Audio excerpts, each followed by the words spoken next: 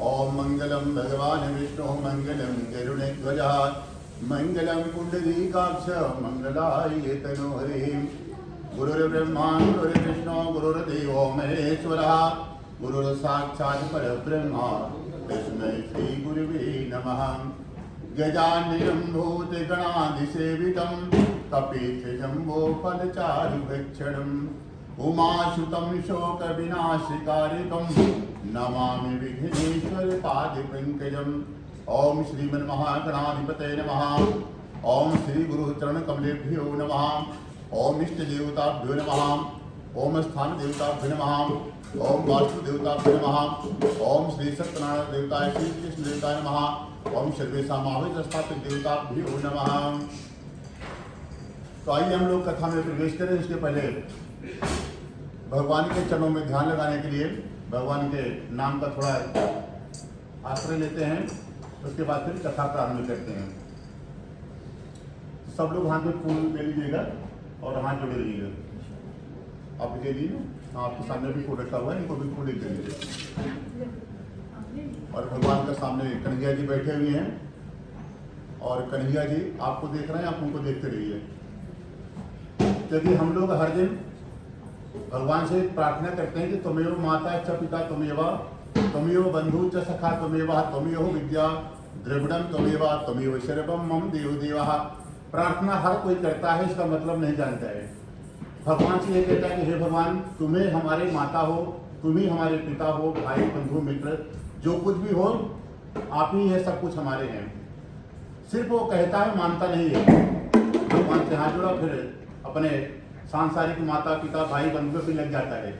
कहता है, भगवान को मानता नहीं है। और जिन्होंने मान लिया वो संसार में आज भी, किसी ने मीराबाई ने अपना पति मान लिया है, आज भी भगवान उनको मानते हैं। सुदामा जी अपना मित्र माने थे, वो भी आज संसार जानता है। जिन्होंने सही सही रिश्ता बनाया है, भगवान सबके ऊपर कृपा बनाए रखे। कभी हो चाहे आप गरीब आदमी हो, चाहे आप अमीर आदमी हो, वो सब पर बराबर कृपा रखते हैं। इसलिए भगवान से एक रिश्तेदारी हर इंसान की होनी चाहिए। और जिस दिन भगवान से आपकी रिश्तेदारी हो गई, संसार में आपका कोई बाल भी बांका नहीं कर पाएगा। क्योंकि संसार में किसी को हानि लाभ जीवन मरण जस अवजस विधि हाथ, जो 5-6 चीजें भगवान ने अपने पास में रखा। किसी को बिजनेस में हानि कराना है, वो भगवान की इच्छा से होता है। किसी को बढ़ाना है आगे, वो भी उन्हीं करते हैं। किसी को यश मिलना है, वो भी भगवान की इच्छा से ही होता है। किसी को अपमान कराना है, कहीं सभा में गए, आपका अपमान कर दिया, तो वो आपका नहीं, भगवान कराए हैं आपके। कुछ आपने ऐसे गलती कर दिया है, किसी के साथ आपने ऐसे किया है, तब आज आपका वहां पे हो रहा है अपमान। उसमें अपना ही दोष रहता है, भगवान को उसमें कुछ नहीं है। इसलिए कर्म का ध्यान देना चाहिए कि हमको जीवन में क्या करना है, क्या नहीं करना है, क्या अच्छा है, क्या बुरा है। भगवान ने सबको बुद्धि दी है, तो अपने बुद्धि विवेक के हिसाब से सब कार्य करना चाहिए। और सबसे बड़ी बात है, भगवान से रिश्तेदारी होना चाहिए। अभी आपसे पूछे कि भगवान का आपका क्या रिश्ता है, तो आप रिश्ता बनाए होंगे भगवान से, तभी बता पाएंगे। यदि रिश्ता आपने नहीं जोड़ा है भगवान से अब तक, तो आप नहीं बता पाओगे। तो एक रिश्ता भगवान से संसार में सबका होना चाहिए। अगर रिश्तेदारी उनसे हो गई तो कभी आपको नवग्रह नहीं परेशान करेंगे। तो राहु केतु मंगल की शांति करानी पड़ती है, उससे आप छुट्टी पा जाओगे। तो क्योंकि भगवान के आप दोस्त बन गए या भगवान को अपना पिता बना लिए। भगवान कहते हैं आप हमको पिता मत बना पाओ, तो हमको बेटा बोलिए, हम आपका बेटा बनने के लिए तैयार हैं। नहीं पिता बनाना है तो माता जी बोलिए, तब भी भगवान बोलते हैं हम, तब भी वो माता का भी रिश्ता निभाएंगे। जो भी जिसके जीवन में जिस रिश्ते की कमी है, वो भगवान से आप रिश्ता बना सकते हैं। तो आइए भगवान का नाम लेते हैं, फिर आगे कथा में चलते हैं हम लोग। ओम श्रीमन्नारायण नारायण नारायण भजमन नारायण नारायण नारायण राम नारायण नारायण नारायण हरि नारायण नारायण नारायण। भगवान का नाम भाई सब लोग लीजिए, नहीं तो 2 मिनट की भगवान के नाम की कथा सुना देते हैं, तब सबका मुंह खुलेगा, सबको मुंह बंद है। किसी नगर में 2 भाई रहते थे। एक का नाम था धर्मवीर, एक का नाम था करमवीर। धर्मवीर बड़ा धार्मिक था और करमवीर जो है बड़ा नास्तिक था। वो धर्म कार्य से बहुत दूर रहता था। और धर्मवीर का नियम था कि उनके गांव में कोई साधु संत महात्मा, कोई संत महापुरुष दिव्य आत्मा अगर नगर में आते हैं तो उनको अपने घर पर लेकर जाता था कि इनके चरण घर पर पड़ जाए, हमारा घर पवित्र हो जाए। उनको सेवा करता, भोजन पानी कराता, दक्षिणा देकर के विदा करता है। और ये छोटा भाई कर्मवीर देकर के भाई से भी सेवा करता था कि ना मालूम कहाँ कहाँ से पकड़ करके हमारे भैया लेके आ जाते हैं हमारे घर पर। तो एक दिन की बात है कि साधुओं की टोली, नागा साधु का नाम सुने होंगे, जो गांव से जुड़े होंगे उनको मालूम होगा। पहले जमाने में लोग हाथी लेकर के चलते थे, 10-15 साधु एक साथ रहते थे जहाँ भी जाते थे। तो आज धर्मवीर के गांव में आए हुए हैं और बड़े भाई को लगा कि ये संत महापुरुष हैं, इनके चरण हमारे घर में पड़ जाए एक बार तो हमारा घर पवित्र हो जाए। बड़े भाई सभी साधुओं को लेकर के घर पर आए हैं और ला करके उनका पूजन किया, भोजन पानी कराया और बोला कि आज एक रात आप लोग हमारे यहाँ विश्राम करें। तो साधु संत भगवान का इच्छा, जो भी महात्मा पुरुष होते हैं वो भोजन करने के पहले भगवान का खूब भजन करते हैं। तो सभी साधु संत खूब भजन कर रहे थे और जो छोटा भाई था कर्मवीर वो कहीं से घूमता हुआ आया और वो देखा और देखते ही इतना क्रोध आया कि हमारे भाई फिर लगता है आज कहीं से साधु महापुरुष घर पर बुला के लेकर के आ गए हैं। तो इतना क्रोध आया कि एक कमरे में जाकर के सीधे घुसा और अंदर से दरवाजा बंद कर लिया। रात भर वो घर से ही नहीं बाहर निकला, कमरे से ही। और साधु संत बढ़िया को भजन किए, 2 घंटा भजन किए, भोजन किए, रात भर विश्राम किए और सुबह फिर बड़े भाई ने चाय पानी नाश्ता करा करके सबको दक्षिणा दे करके सभी महात्माओं को विदा कर दिया है। सभी महात्मा लोग अपने स्थान के लिए जा रहे थे। तो उसने विचार किया कि छोटा भाई नास्तिक है, वो साधु संतों का सम्मान नहीं करता है, फिर भी हम लोगों ने उसके मेहनत का अनाज खाया है, खेती बाड़ी वही करता है, धन कमा करके लाता है। अब हमारी जिम्मेदारी है कि उसके अन्न खा लिए हैं उसके मेहनत का, तो उसको भी मुक्ति मिले, क्योंकि जो धर्मात्मा है वो तो वैकुंठ जाएगा ही और जो नास्तिक है वो नरक ना जाए। अब हमारी जिम्मेदारी बनती है कि हम उसको भी कोई ना कोई उपाय करके आए। तो सभी महात्मा जैसे नगर से थोड़ी दूर गए तो बड़े महात्मा जी बोले कि आप लोग यहीं घर के नगर के बाहर रुकिए, हम जाके वापस देखते हैं, हो सकता हो कमरा खोल करके बाहर आया हो। तो जो छोटा भाई था नास्तिक था, वो रात भर भूख से इतना परेशान था, सोचा जल्दी ये लोग जाएं तो निकले कुछ खाए पिए, क्योंकि साधु महात्मा ब्राह्मणों को चेहरा देखना भी नहीं पसंद करता था, इतना नास्तिक था। और जैसे महात्मा को देखा कि घर में सन्नाटा हो गया, सब लोग चले गए हैं, चलो बाहर निकलते हैं, कुछ बचा होगा तो कुछ खाते पीते हैं। पहले पूरी रात भूखे थे, बाहर जैसे दरवाजा खोला बड़े वाले महात्मा वापस आ गए थे और जैसे उसको देखा पीछे से महात्मा जी ने उसके हाथ पकड़ लिए और वो हाथ छुड़ा करके भागना चाहा छोटा भाई जो नास्तिक था कर्मवीर। तो महात्मा जी ने बोला कि आप क्यों भागना चाहते हैं, साधु संतों से, ब्राह्मणों से, भगवान से कौन सी आपकी ईर्ष्या है, इनसे क्यों दूर रहते हैं। तो उन्होंने कहा कि भाई हमको अच्छा नहीं लगता, इसलिए हम उनके पास नहीं जाना चाहते, आप हमको छोड़ दीजिए। तो महात्मा जी इतने तगड़े थे वो कर्मवीर अपना हाथ नहीं छुड़ा पाए। बोले बच्चा एक काम करो, आज तक कभी आप किसी ऐसे महात्मा के चक्कर में पड़े नहीं, पड़े होते तो अभी तक तुम कब का सुधर गए होते, आज पढ़ाई में पड़े हो हमारे। तो एक काम करो, भगवान का नाम बोल दो, आप जय श्री राम बोल दो, हम आपको अभी छोड़ देते हैं, कोई मतलब नहीं है। उसने बोला कि आज तक हमने भगवान का नाम लिया ही नहीं, तो आज कैसे लेंगे।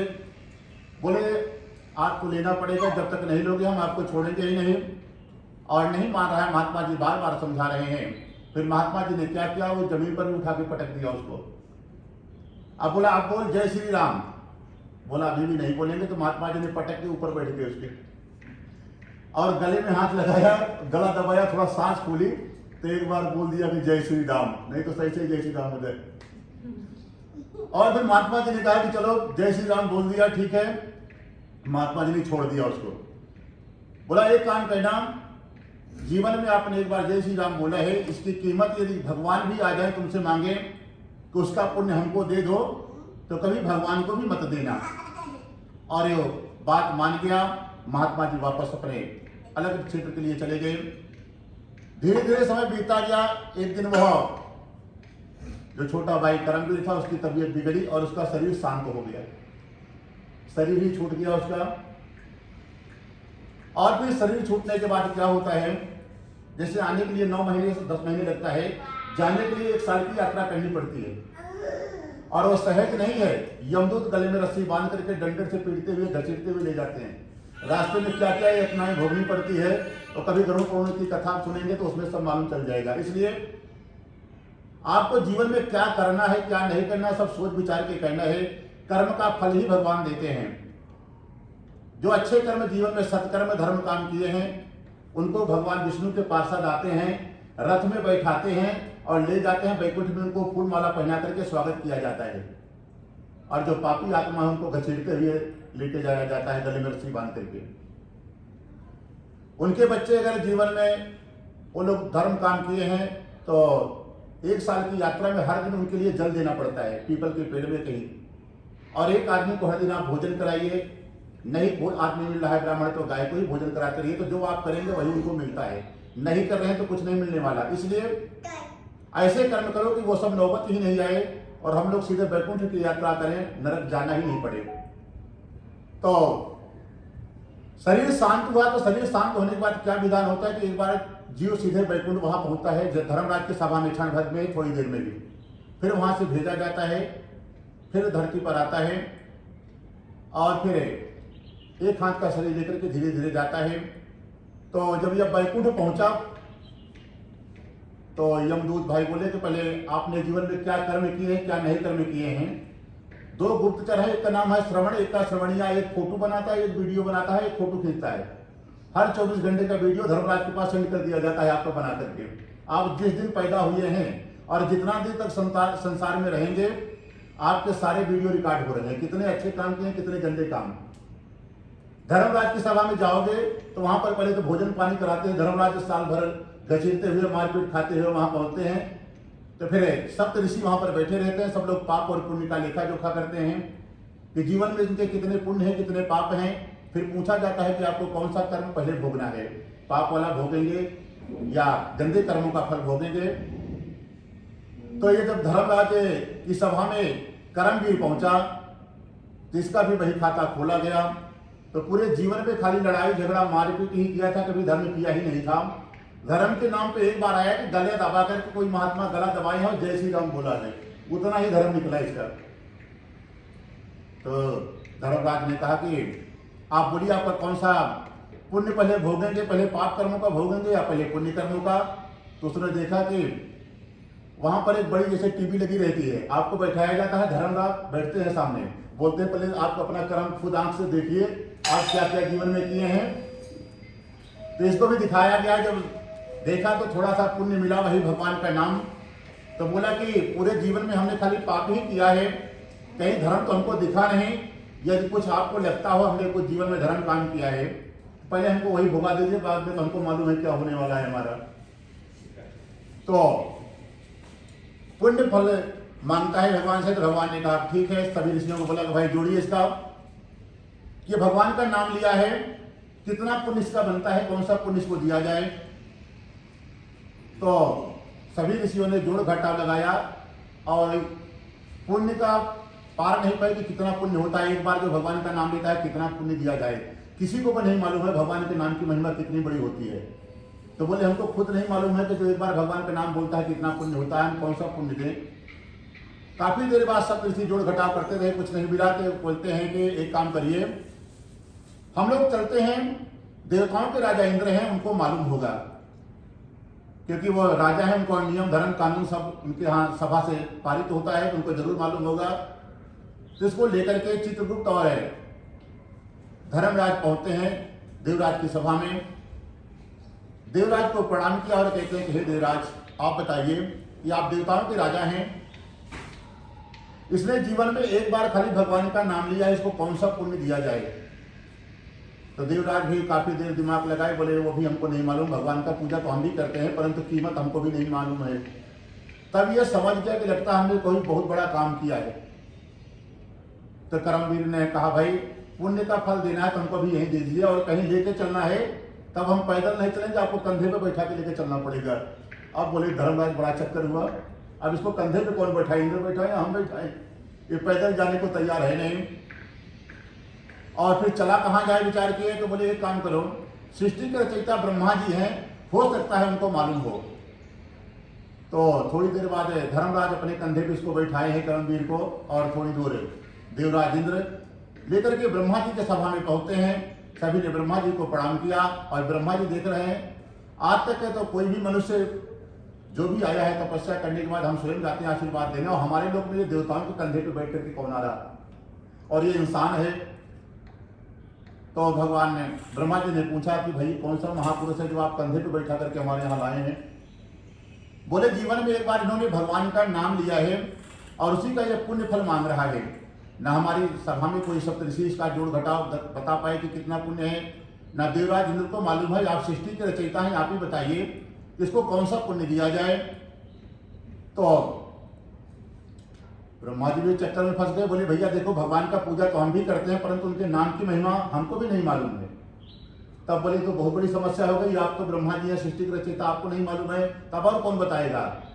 बोले एक काम करो, कौन सा नाम लिया। बोले सीताराम। बोले महादेव रातों दिन यही करते हैं, सीताराम सीताराम और बाकी कुछ नहीं करते हैं। और एक एक लाख वर्ष आंख बंद करके खाली भगवान का सीताराम सीताराम नाम लेते रहते हैं। उनको पक्का मालूम होगा नाम की महिमा, तभी वो इतना भजन करते हैं भगवान के राम का नामों का। तब उन्हीं के पास चलते हैं। तो ये सब ने विचार किया कि अब हम लोग अकेले अकेले कंधे पे बैठाएंगे तो ज़्यादा वजन पड़ रहा है। बांस की डंडी मंगाई गई जो अंतिम यात्रा की जाती है। और उसी तरफ में एक तरफ है देवराज इंद्र लग गए, एक तरफ ब्रह्मा जी लग गए, एक तरफ है चित्रगुप्त लग गए, एक तरफ धर्मराज। चारों ने कंधे पे बैठाया है तीनों ने। और उसके बाद फिर लेकर के भोले बाबा के पास आए। भोले बाबा भी अचंभा में पड़ गए, कौन सा इंसान है ये कंधे पे देवताओं पे बैठ के आ रहा है। सभी देवता ने भोले बाबा को प्रणाम किया, ये भी उतर के प्रणाम किया है। तो पूछा भाई कौन सा महापुरुष आज हमारी सभा में आ गया। उन्होंने बताया कि प्रभु कोई महापुरुष नहीं है, ये महापापी है, एक बार खाली भगवान का नाम लिया है और उसी का ये पुण्य फल मांग रहा है। हमको नहीं मालूम है जो भगवान का नाम लेता है सीताराम बोलता है उसको कितना पुण्य दिया जाता है, आप ही बताइए इसको कौन सा पुण्य दिया जाए। तो भोले बाबा भी बोले देखो भाई सीताराम सीताराम रातों दिन जरूर जपते हैं परंतु कीमत हमको भी भगवान के नाम की नहीं मालूम है। बोले बड़ा चक्कर हुआ, अब क्या करें। बोले एक काम करो, चलो हम लोग सब बैकुंठ चलते हैं, जिसका नाम है वो वही बताएगा क्या कीमत होता है, कौन सा पुण्य इसको दिया जाए। तो भोले बाबा को बोले भाई देखो अब तुमको भी कंधा लगाना पड़ेगा। तो एक तरफ देवराज इंद्र हो गए, ब्रह्मा जी हो गए और भोले बाबा और धर्मराज, और ये आराम से बैठ करके कंधे पे बैकुंठ जा रहा है। इसका सौभाग्य देखिए, भगवान का नाम जीवन में एक बार लिया था। सब बैकुंठ लेकर के इसको पहुंचे और आज भगवान विष्णु भी नारायण भी देख रहे हैं कि कौन सा महापुरुष है। आज तक कोई इंसान हमारे पार्षद लेकर के आते थे और आज ब्रह्मा जी और भोले बाबा धर्मराज खुद कंधे पे बैठा करके लेके आए हैं। लगता है कोई महापुरुष है, बड़ा धर्मात्मा है, क्योंकि देवताओं के कंधे पे आज तक कोई हमारे यहाँ आया ही नहीं, हमारे पार्षद ही लेकर के आते हैं। तो वहां पर पहुंचा, सभी देवताओं ने नारायण को प्रणाम किया भगवान को, और ये भी उतर के भगवान को प्रणाम किया। भगवान ने पूछा भाई कैसे आना हुआ आप लोगों का, ये उनको कंधे पर क्यों बैठा करके लेकर के आए हैं। तो बताया प्रभु एक बार इन्होंने अपने जीवन में आपका नाम लिया है, वो भी गला दबाने से। जैसे आप लोग भगवान का नाम ले रहे हैं, जबरदस्ती दिलाना पड़ेगा, तो उसी तरह उसने भी महात्मा जी ने गला दबाया था तो एक बार सीताराम बोले हैं, और उसी का ये पुण्य फल मांग रहा है। आप बताइए इसको कौन सा पुण्य दिया जाए। प्रभु आपका ही नाम है, अब आप ही इसकी कीमत बताइए। तो बोले देखो भाई नाम हमारा जरूर है परंतु कीमत हमको भी नहीं मालूम है, परंतु नाम की महिमा आपने जरूर देख लिया होगा। आप लोग कंधे पे बैठा करके बैकुंठ तक लेकर के आए हैं इसको बैकुंठ दिलाने, तो नाम की महिमा तो आपको पता चल गई होगी। और अब लेकर के आए हैं कि इसको हमारी गोदी में बैठा दो, आज से यही हमारे पास ही रहेगा और आप लोग वापस जाइए, यही है नाम की महिमा। और जो बैकुंठ जो भी जाएगा वो रथ में बैठ करके जाएगा, वहां पर स्वागत होगा और भगवान के पास ही रुक जाना पड़ता है। और जो वीडियो वाला देखना पड़ता है उससे भी छुट्टी मिल जाएगा। और धर्मराज की सभा में जाएंगे तो जितने भी गंदे वीडियो अच्छे किए रहे हैं सब देखना पड़ेगा भगवान के सामने बैठ करके। इसलिए भगवान का नाम लेना जरूरी है। तो चलिए भगवान का नाम लीजिए और फिर आगे कथा सुनाएंगे। आज इसको गंदा वीडियो देखना है अपना, जय धर्मराज की सभा नाम भगवान का नाम। ओम श्रीमन्नारायण नारायण नारायण भजमनि नारायण नारायण नाथ। आवाज नहीं आ रही है। श्रीमन्नारायण नारायण नारायण राम नारायण नारायण नारायण कृष्ण नारायण नारायण नाथ। नारायण गोविंद नारायण नारायण नारायण सत्यनारायण भगवान की जय। अब राम जी आ गए हैं, कहे के टेंशन ले रहे हो? अरे मुँह खोल के भगवान का नाम लीजिए। चलिए, तो एक बार की बात है, काशीपुर, यहाँ एक बार की बात है, नैमिषारण्य क्षेत्र पर सनकादिक ऋषियों ने धर्म सभा लगाई और आपस में विचार कर रहे हैं कि सतयुग द्वापर त्रेता में सबके घरों में धर्म स्थापना थी, सब लोग नियम धर्म से रहता था, क्या खाना है क्या नहीं खाना है, क्या पीना है क्या नहीं पीना है, कहाँ जाना चाहिए कहाँ नहीं जाना चाहिए, कैसे कपड़े पहनने चाहिए कैसे नहीं पहनना चाहिए, सारे संस्कार सबके पास होते थे। और अब कलयुग का समय आने वाला है, इसमें हर जगह मिलावट हो जाएगा, कपड़े में, खाने में, वाणी में, कहाँ जाना है कहाँ नहीं जाना है, कोई विचार ही नहीं रहेगा। ये सब कलयुग का प्रभाव है, अपने आप ये कराएगा। उसके बाद भी विचार कर रहे थे कि मनुष्यों को घर में परेशानी नहीं आए। ऐसा कौन सा पूजा पाठ है, ऐसा कौन सा धर्म है कि एक बार जीवन में मनुष्य कर ले तो लक्ष्मी नारायण की कृपा उसके परिवार पर हमेशा हमेशा के लिए बन जाए। कोई उपाय समझ में नहीं आ रहा था। और इस सनकादिक ऋषियों का नाम सुने नहीं सुने हैं? भगवान विष्णु के ही अवतार हैं, पहला अवतार है भगवान का। भगवान जब भी आते हैं 4 रूप में आते हैं। तो पहला अवतार सनकादिक ऋषियों का था और भगवान राम भी आए थे तो 4 रूप में आए थे, और 4 हाथ लेकर के आते हैं, 4 शस्त्र लेकर के आते हैं, 4 रूप में आते हैं। तो पहला अवतार भगवान का हुआ था और नैमिषारण्य में जाकर के ये बस गए थे, वहीं रहते थे। और ये भगवान के साक्षात अवतारी थे, इसलिए जो भी इनके पास गया है, जो भी संत महापुरुष, सब उन्हीं के पास, भगवान के पास हमेशा रहता था और वहीं रुक गया। और इतनी संख्या हो गई कि आज 88,000 हो गई उस आश्रम में रहते थे सनकादिक ऋषियों के साथ। तो सभी एक दिन धर्म सभा लगाई, विचार कर रहे हैं कि कलयुग के मनुष्यों के हिसाब से कौन सा पूजा बताया जाए, क्योंकि कलयुग के मनुष्य कभी जंगल में जाकर के ये लोग तपस्या नहीं करेंगे, ना कोई बड़ा यज्ञ करेंगे, ना राम कथा ना भागवत कथा, और कम से कम समय में, कम से कम खर्च में इनका भगवान की कृपा उनको दिलाई जाए, ऐसा उपाय बताया जाए। कोई उपाय समझ में नहीं आया। तो उस समय व्यास जी के शिष्य हैं महाराज सूत जी, सनकादिक ऋषियों ने कहा कि उनको बुलाया जाए। और भी व्यास जी की तरह परम ज्ञानी है, वही कोई न कोई रास्ता निकालेंगे। तब सूत जी महाराज को धर्म सभा में बुलाया गया है। सभी 88,000 ऋषियों ने खड़े होकर के सूत जी महाराज को प्रणाम किया है। और सूत जी महाराज मात्र 16 साल के हैं, और जो ऋषि वहां पर बैठे हैं, कोई 1 लाख साल का है, कोई 10,000 वर्ष का है, कोई 500 साल का है, परंतु वो 16 साल के ही थे। सभी ऋषियों ने उनको प्रणाम किया। तो कहते हैं कि आप लोग हमको क्यों प्रणाम कर रहे हैं, आप लोग तो हमसे श्रेष्ठ हैं। बोले नहीं, कोई धन में बड़ा होता है, कोई उम्र में बड़ा होता है, कोई बुद्धि में बड़ा होता है, और कोई ज्ञान में बड़ा होता है। तो सनातन धर्म का नियम है, जो बड़े ज्ञानी होते हैं उनको प्रणाम किया जाता है। जैसे अभी बागेश्वर धाम बाबा निकले हैं, बड़े बड़े महात्मा शरणागति उनकी ले रहे हैं, भले उम्र कम है। तो बोलते हैं सनातन धर्म का नियम है कि ज्ञान की पूजा होती है, तो आप परम ज्ञानी हैं, हमसे ज्ञानी है, इसलिए हम लोग ने आपका पूजा किया है। तो उनका पूजन करके आसन बिठाया गया। और सभी ऋषि पूछते हैं कि हे मुनिवर, आप बताइए कलयुग के मनुष्यों के लिए हम लोग कौन सा पूजा पाठ धर्म बताएं, जिससे कि जीवन में एक बार भी कर लें तो लक्ष्मी नारायण की कृपा उनके परिवार पर हमेशा हमेशा के लिए बनी रहे, जब तक संसार में रहें, और अंत में वो परम धाम वैकुंठ को जाए, नरक की यात्रा नहीं करनी पड़े। सब ऋषियों ने पूछा। तो सूत जी महाराज कहते हैं, आप लोग ध्यान से सुने, वहां उसके लिए आपको एक कथा सुननी पड़ेगी। कहते हैं एक दिन की बात है कि नारद जी के मन में विचार आया कि चलो आज हम समस्त लोगों में भ्रमण करने के लिए चलते हैं। नारद जी घूमते घूमते धरती लोक पर आए और यहाँ पर आकर के देखा है जितने भी मनुष्य अनेक योनियों में जन्म लिए हैं, सब अपने अपने कर्मों से दुखी हो रहे हैं। कोई दुखी हो रहा है तो अपने कर्म का फल यहाँ पर फल भोग रहा है, और कोई सुखी है तो अपने कर्म का फल भोग रहा है। कर्मण्येवाधिकारस्ते मा फलेषु कदाचन। भगवान ने अर्जुन को कहा कि हे अर्जुन, तुम खाली कर्म करो, और हम संसार में खाली कर्म का ही फल देते हैं। कोई लोग पूर्व जन्म में इतना धर्म कर्म करके आया है कि कभी जीवन में मंदिर नहीं जाए तब भी उसकी तरक्की होती चली जाएगी, और जो पूर्व जन्म में पुण्य नहीं अर्जित किया है वो इस जन्म में अर्जित करे, हमारे शरणागति ले, पूजा पाठ करे, धर्म करे, गरीबों की मदद करे, तब उसकी तरक्की उसकी भी होना चालू हो जाएगी। इसलिए खाली आप कर्म करिए, फल की चिंता मत करिए, फल हम तभी देंगे जब आपके पास कर्म होंगे। तो सनकादिक ऋषियों ने पूछा तो उन्होंने कहा कि आप लोग बहुत अच्छी बात पूछे। तो नारद जी समस्त लोगों में भ्रमण करते हुए धरती पर आए, और धरती पर आए तो क्या देखा, जितने भी मनुष्य है संसार में एक भी मनुष्य नारद जी को सुखी नहीं मिला। सबका हालचाल पूछा तो कोई तन से दुखी, कोई मन से, कोई धन से।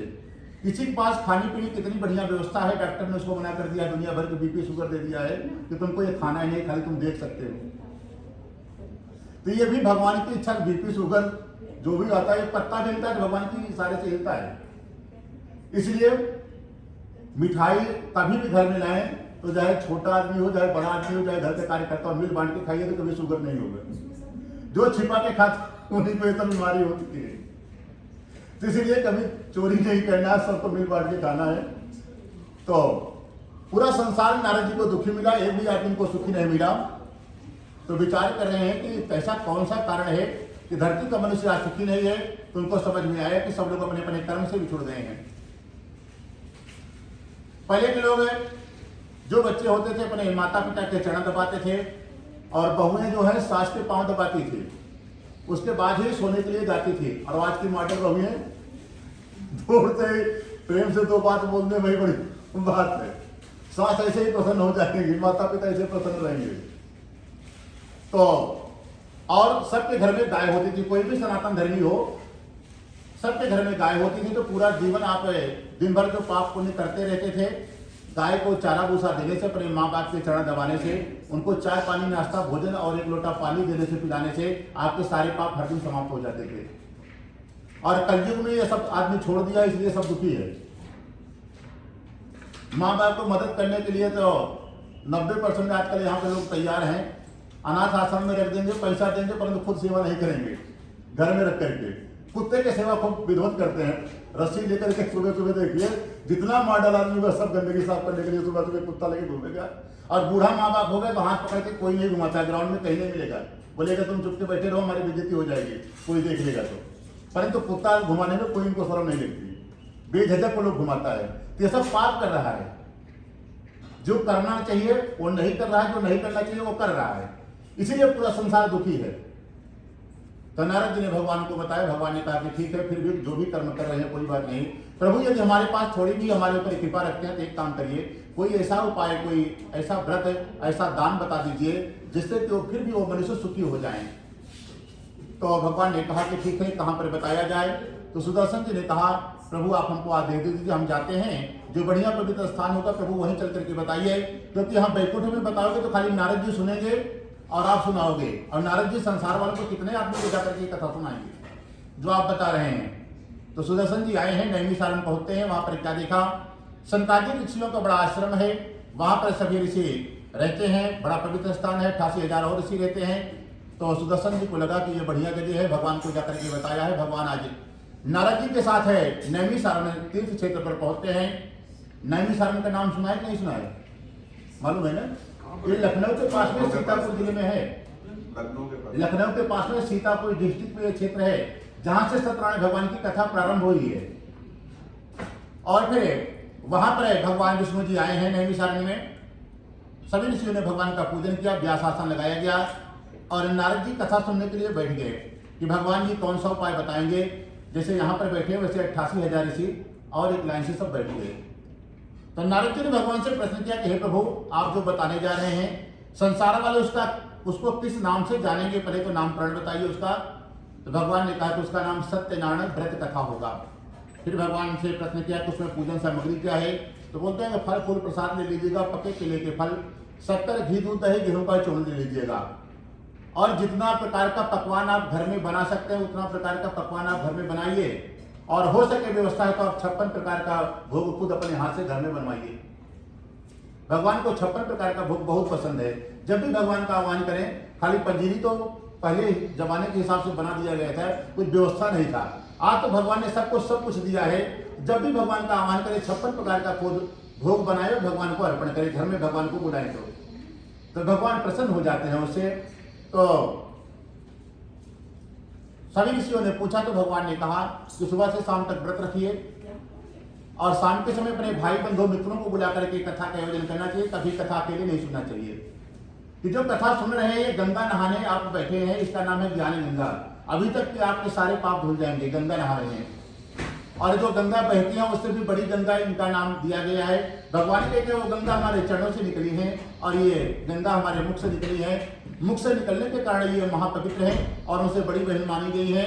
और इस गंगा में आप जितना घुस करके डुबकी लगाएंगे उतना अच्छे से आपका पाप धुल जाएगा, और वो गंगा में जितना अंदर घुसेंगे उतना खतरा है वहां पे, और इसमें कोई खतरा नहीं है। इसलिए भगवान ने कहा कि भगवान ज्यादा से ज्यादा लोगों को बुलाएं और इस कथा का श्रवण करें। जब कथा समाप्त हो जाए तो ब्राह्मण को भोजन कराएं, बाकी जितने लोग को बुलाए हैं भोजन की व्यवस्था है तो भोजन कराएं, नहीं तो चरणामृत प्रसाद दें, और सब हो जाए तो जो कथा सुनते हैं बाद में उनको भोजन प्रसाद करना चाहिए। और एक नियम और होता है, जब तक नहीं सोते हैं तब तक भगवान के नाम को लेते रहना होता है। तो संसार की जो भी चीज आप चाहोगे, आप मन में इच्छा करोगे, भगवान व्यवस्था आपके लिए बना देंगे। कभी जीवन में आप असफल नहीं होंगे। मन में विचार आएगा कि ये बिजनेस, ये व्यापार, ये करना है, तो भगवान आपकी मदद करके वो काम को आगे बढ़ा देंगे। परंतु जीवन में एक बार नियम पूर्वक इस कथा को करना है। जो नियम इसका है, इसका नाम है सत्यनारायण व्रत कथा। इसमें पूरा दिन आप व्रत रखिए, शाम को सुनिए, तभी आपकी सत्यनारायण व्रत कथा हुई, और दोपहर में सुबह में सुन लिए तो सत्यनारायण कथा खाली हुई। आपने व्रत को हटा दिया, और भगवान ने बताया कि सत्यनारायण व्रत कथा है, इसको व्रत रखना भी जरूरी है पूरा दिन, तभी आपकी मनोकामना पूरी होगी, पूर्ण रूप से भगवान की कृपा प्राप्त होती है। परंतु आजकल कलयुग है, इसमें सब मनमानी करते हैं, भगवान की भी बात नहीं मानने को तैयार है। आपको बताना चाहिए था कि उसको पूजा नहीं कराएंगे, शाम में आएंगे। अरे कथा जहाँ सुनाते हैं सबको बता दी, और जितना सुनता है वो लोग भी बोलता है नहीं, इनको व्रत नहीं रख पाएंगे, सुबह ही सुनना, तब उनकी मर्जी है, भगवान की भी नहीं सुनेंगे, पंडित जी की भी नहीं सुनेंगे, तो मनमानी करेंगे तो करिए। चलिए, बोलो सत्यनारायण भगवान की जय। भगवान का नाम लीजिए। ओम श्रीमन्नारायण नारायण नारायण भजमन नारायण नारायण नारायण विष्णु नारायण नारायण नारायण गोविंद नारायण नारायण नारायण हरि नारायण नारायण नारायण। हम लोग सत्यनारायण भगवान की जय। सामने के फूल जाएंगे सब दीजिए, फिर से दूसरा फूल आप लोग लीजिए। आज श्री द्वितीय अध्याय। हम अब दूसरे अध्याय में, पहले अध्याय में खाली कथा नहीं, कथा का महात्मा है कि क्या नियम है, क्या विधि है, कैसे कथा सुनी जाती है, कथा में क्या सामग्री लगती है। कथा प्रारंभ होगी तो सभी ऋषियों ने कहा कि आगे की कथा बताएं। कहते हैं पहले जमाने में एक काशीपुरी नगरी है जो सब कोई जानता है। उस नगर में एक सतानंद नाम का ब्राह्मण रहता है। ब्राह्मण बड़ा गरीब है। उसका नियम था 5 घर में भिक्षा मांगता था, धन मिल गया तो ठीक है, और कोई दान नहीं दिया उसको अपमान करके धक्का मार करके अपने दरवाजे से भगा दिया। तो ब्राह्मण के अंदर एक खासियत थी, कभी उसको क्रोध आता नहीं था, मुस्कुरा करके उसको भी आशीर्वाद देकर के चला जाता था कि तुम्हारे यहाँ खूब धन बरसे। आप उसको गाली दीजिए तो उल्टा वो आपको आशीर्वाद हंस करके देता था, कभी उसको अपने ऊपर लेता नहीं था। और भगवान कहते हैं कि जब आप लेंगे तभी आपको उसका दोष लगेगा। आप गाली दीजिए, उनको चाहिए नहीं तो कहे को गुस्सा आएगा, लेंगे तब गुस्सा आएगा ना, लेना ही नहीं है उसको, अच्छी अच्छी चीज लीजिए। तो ब्राह्मण देवता को अपमान करे चाहे सम्मान करे, सबको आशीर्वाद देते हुए चले जाते थे, और उनको कभी क्रोध नहीं आता था। और एक दिन की बात है, भगवान ने कहा कि जो काम, क्रोध, मद और लोभ, ऐसा कोई भी इंसान नहीं जो कामी नहीं हो, लोभी नहीं हो, और किसी बड़े पद पे बैठा हो उसको अपने पद का अहंकार न हो, सबको आ जाता है। और ये ब्राह्मण बड़ा विचित्र है, इसके पास न रहने के लिए घर है, न पहनने के लिए कपड़े हैं, न खाने की कोई व्यवस्था है, फिर भी ये भगवान का खूब भजन करता है, और इसको कोई टेंशन नहीं, हमेशा मुस्कुराता रहता है। और हमने संसार में किसी को इतना धन दौलत दे दिया है, सब मजे में, फिर भी मुंह लटका करके घूमते रहते हैं उदास, और इसके पास कुछ नहीं है फिर भी ये प्रसन्न रहता है। तो एक काम करो, जो 4 पर किसी पर भी एक पर विजय पा लिया है, काम, क्रोध, मद और लोभ पर, भगवान स्वयं उसके दर्शन करने के लिए धरती पर आते हैं। भगवान की इच्छा हुई कि चलो उस ब्राह्मण के दर्शन करके आते हैं। तो एक महात्मा का भेष बनाया है, भगवान काशीपुरी नगरी पर पहुंचते हैं, और सतानंद के घर जाकर के भगवान ने उनके दर्शन किए और कहा कि हे ब्राह्मण देवता, आप नित्य धरती पर घूमते रहते, आप हमें बताएं कि आप क्यों घूमते, आपने कोई संकल्प लिया है कि इतना दिन तक हम भिक्षा मांग करके खाएंगे, आपकी कोई मजबूरी है? तो उन्होंने कहा कि हे महात्मन, हमारे पास कोई कमाने खाने की व्यवस्था नहीं है, मजबूरी में भिक्षा मांगते हैं, यदि कोई उपाय जानते हो तो हमको बता दें और हम भी प्रसन्नता से अपने घर पर रहें। तो भगवान ने कहा कि एक सत्यनारायण भगवान की ऐसी कथा है जो मन वांछित फल देती है। जो भी आप मन में इच्छा करके इस कथा को करेंगे, समस्त मनोकामना लक्ष्मी नारायण उसके पूरा कर देते हैं, परंतु नियम आपको पार कराना है, जो भी नियम है कथा का। तो कहते हैं प्रभु आप हमको बताइए। ब्राह्मण देवता ने महात्मा से प्रार्थना किया कि कैसे करना होता है, क्या नियम है, क्या विधि है, क्या सामग्री है। तो भगवान ने उनको भी बताया कि आप सुबह से शाम तक व्रत रखना, शाम के समय आपके भाई, बंधु, मित्र, पड़ोसी जितने हैं सबको बुला लीजिएगा और बैठ करके भगवान की कथा का श्रवण करना। तथा जब पूर्ण हो जाए तो ब्राह्मण को भोजन करा देना, जितने लोग को बुलाए हैं, भोजन की व्यवस्था है तो भोजन करा देना, नहीं तो भगवान के चरणामृत प्रसाद देना। जब सब हो जाए तो बाद में आप भोजन पानी करिएगा और जब तक नहीं सोते हैं खाली भगवान का नाम लेते रहना, खाली इतना ही कहना है और कथा शाम के समय ही सुनना। और भगवान उपाय बता करके वैकुंठ चले गए। भगवान के सामने ही ब्राह्मण देवता ने संकल्प लिया कि इसको हम कल ही करेंगे। अब रात का समय हुआ है, ब्राह्मण देवता सोने के लिए गए तो उनको नींद ही नहीं आ रही है। उसने विचार किया कि हमने भगवान के सामने कह तो दिया है कल करेंगे, परंतु करेंगे कैसे, हमारे पास तो खाने के लिए एक दाना आने का घर में नहीं है और इसमें पड़ोसियों को बुलाना पड़ता है, प्रसाद देना पड़ता है, भोजन भंडारा करना पड़ता है, ये कैसे कर पाएंगे। भगवान से पूरी रात ब्राह्मण देवता बिस्तर पर रोते रहे और भगवान से प्रार्थना करते रहे कि हे भगवान, आपको हमारी पूजा कल करनी है, परंतु हमारे कोई पास कोई व्यवस्था नहीं है, वो भी व्यवस्था आपको ही करनी है, परंतु हमको पूजा आपकी कल ही करानी है, जैसे हो आप अपनी पूजा हमसे करा लेना। पूरी रात भगवान से प्रार्थना कराते रहे और भगवान की जब तक कृपा नहीं हो, धन चाहे आप चाहे अरबों नहीं खरबों रखे रहिए, आप कथा नहीं भगवान की पा सकते हैं। आपके पास टाइम ही नहीं रहेगा, आप नहीं करा पाओगे। कितना जीवन में आदमी जन्म लेता है और पूरा जीवन जी के चला जाता है, उसको जीवन में कभी एक बार सत्यनारायण की कथा तक नहीं सुना रहता है। जब तक भगवान खुद नहीं चाहेंगे तब तक आप इनकी भक्ति नहीं पा सकते हो। ये जल्दी अपनी भक्ति कथा किसी को देते नहीं है। तो आज पूरी रात भगवान से रोता रहा ब्राह्मण और सुबह उठा है, 5 घर में भिक्षा मांगने के लिए गया। तो भगवान ने ऐसी कृपा की कि 5 घर में उसको आज इतना धन मिल गया जिससे भगवान के पूजन के लिए बढ़िया बढ़िया पक्के केले के फल, शक्कर, घी, दूध, दही, गेहूं का चूर्ण लाया है और फिर इतना धन मिल गया कि भंडारे की भी सारी व्यवस्था हो गई। तो फिर लाकर के बढ़िया बढ़िया 56 प्रकार का भोग बनाया है घर पर ब्राह्मण देवता और पड़ोसियों को बुलाया है। भगवान की कथा सुन रहा था। कथा करते समय संकल्प में भगवान से यह प्रार्थना कर रहा कि हे भगवान, जो भी आज फल फूल प्रसाद देख रहे हैं हमने सबसे मांग करके लाए हैं, इसमें हमारा कुछ नहीं है। और कथा का नियम ये होता है कि जब भी आप कथा में कहीं भी जाए तो खाली हाथ नहीं जाना चाहिए। कथा सुनने के बाद कुछ ना कुछ देना पड़ता है, चढ़ाना पड़ता है भगवान के चरणों में। तो आज ब्राह्मण बड़ा दुखी हुआ कि हमारे पास हमारा पर्सनल कुछ नहीं है, ना हमारे पास धन है, ना अनाज है, भगवान को हम चढ़ाएं क्या। तो भगवान को कहता है कि हे प्रभु, हमारे पास जिसके पास कुछ नहीं होता उसके पास गरीबी होती है। भगवान के साथ हाथ जोड़ता है कि हे प्रभु, हमारे पास आपको देने के लिए खाली हमारे पास गरीबी है जो हमारी पर्सनल है। गरीबी ही भगवान के चरणों में चढ़ा दिया, भगवान ने ग्रहण कर ली। कहते हैं जिसको कुछ नहीं देते भगवान कुछ ना कुछ सबको देते हैं। सुदामा जी को भी भगवान ने वही प्रश्न किया, कुछ नहीं होगा तो कुछ तो दिए होंगे। गरीबी भगवान दिए थे, कुछ ना कुछ जरूर देते हैं। और जिसके पास गरीबी देते हैं भगवान फिर उसको मिलते हैं लास्ट में। भगवान मिलने तो पहले सब कुछ उसका छीन लेते हैं, उसके पास कुछ नहीं बचता, तब लास्ट में भगवान जाके मिलते हैं। साधारण भगवान अपनी भक्ति नहीं देते, जल्दी दर्शन नहीं देते हैं, आपको एकदम कंगाल कर देंगे तब लास्ट में दर्शन देते हैं। तो भगवान के सामने वही ब्राह्मण की दशा थी, कुछ नहीं था। तो हाथ जोड़ करके कहता है कि प्रभु, हमारे पास आपको चढ़ाने के लिए खाली गरीबी है। वही भगवान के चरणों में गरीबी को चढ़ा दिया और भगवान की ऐसी कृपा हुई कि अगले दिन 5 घर में भिक्षा मांगने के लिए गया तो इतना धन मिल गया जिससे उसने रहने खाने की सारी व्यवस्था बना ली और अंत में वो परम धाम वैकुंठ को जाता है। कहते हैं उस ब्राह्मण की कथा करने के बाद और किसने कथा की है तो कहते हैं उसी नगर में एक लकड़हारा भी लेता था, वो भी बड़ा गरीब था। एक दिन की बात है, लकड़ी बेचते बेचते सुबह से शाम हो गई, लकड़ियां नहीं बिकी हैं। रास्ते में उसको बड़ी जोर से भूख और प्यास लग गई। उसके पास धन नहीं था कि कुछ खरीद करके खा सके और रास्ते में एक ब्राह्मण का घर दिखाई पड़ा। सोचा चलो वहीं मांग करके देखते हैं, कुछ मिल गया तो खा लेंगे, नहीं जैसे हर इच्छा नारायण की भगवान की जैसे मर्जी होगी। ब्राह्मण के घर के सामने पहुंचा मांगने के लिए, तो वहां क्या देखा, भगवान का पूजन चल रहा है, बाहर लकड़ियों को रखा है और शांति से पीछे जाकर के बैठ गया और भगवान की कथा को सुना। कथा का नियम होता है कि जो समय से आए हैं वो तो शांति से बैठे रहें और जो बाद में आता है उसको ऐसे शांति से बैठना चाहिए कि आपके बगल वाले को भी नहीं मालूम है कि आप आ गए हैं, क्योंकि आपकी वजह से उसकी कथा एक क्षण के लिए नहीं भंग होनी चाहिए। अगर हो गया तो उसका पाप उसी को लग जाता है। इसीलिए कथा का नियम होता है कि आप लेट आए तो चुप के जाके इसी जगह बैठ जाइए जहां जगह मिले, कि आपको कोई मुड़ करके देखे नहीं, किसी को पता नहीं चले कि आप आए हैं, आपकी वजह से उसकी कथा डिस्टर्ब हुई है। तो लकड़हारा भगवान की कथा ब्राह्मण देवता घर में कर रहे थे, लकड़ियों को बाहर रखा, जाकर के चुपके बैठ गया, कथा सुना। प्रसाद लेने के बाद पूछता है कि हे ब्राह्मण देवता, इतने भाव से तो आप शाम के समय कौन सी पूजा कर रहे हैं और ये पूजा करने से होता क्या है। तो ब्राह्मण ने कहा कि पहले मैं इस नगर का सबसे निर्धन आदमी था, हमारे पास रहने की व्यवस्था नहीं थी, तन पर कपड़े नहीं थे, किसी के पास फटे पुराने कपड़े होते थे, न खाने की कोई व्यवस्था होती थी। एक महात्मा हमारे घर पर आए थे और इस कथा की महिमा को बता करके चले गए। हमने पहली बार कथा की और इतना धन मिल गया, तब से हर महीने घर पर कथा करते हैं और कथा करते करते हमारा घर पूरा महल जैसा बन गया।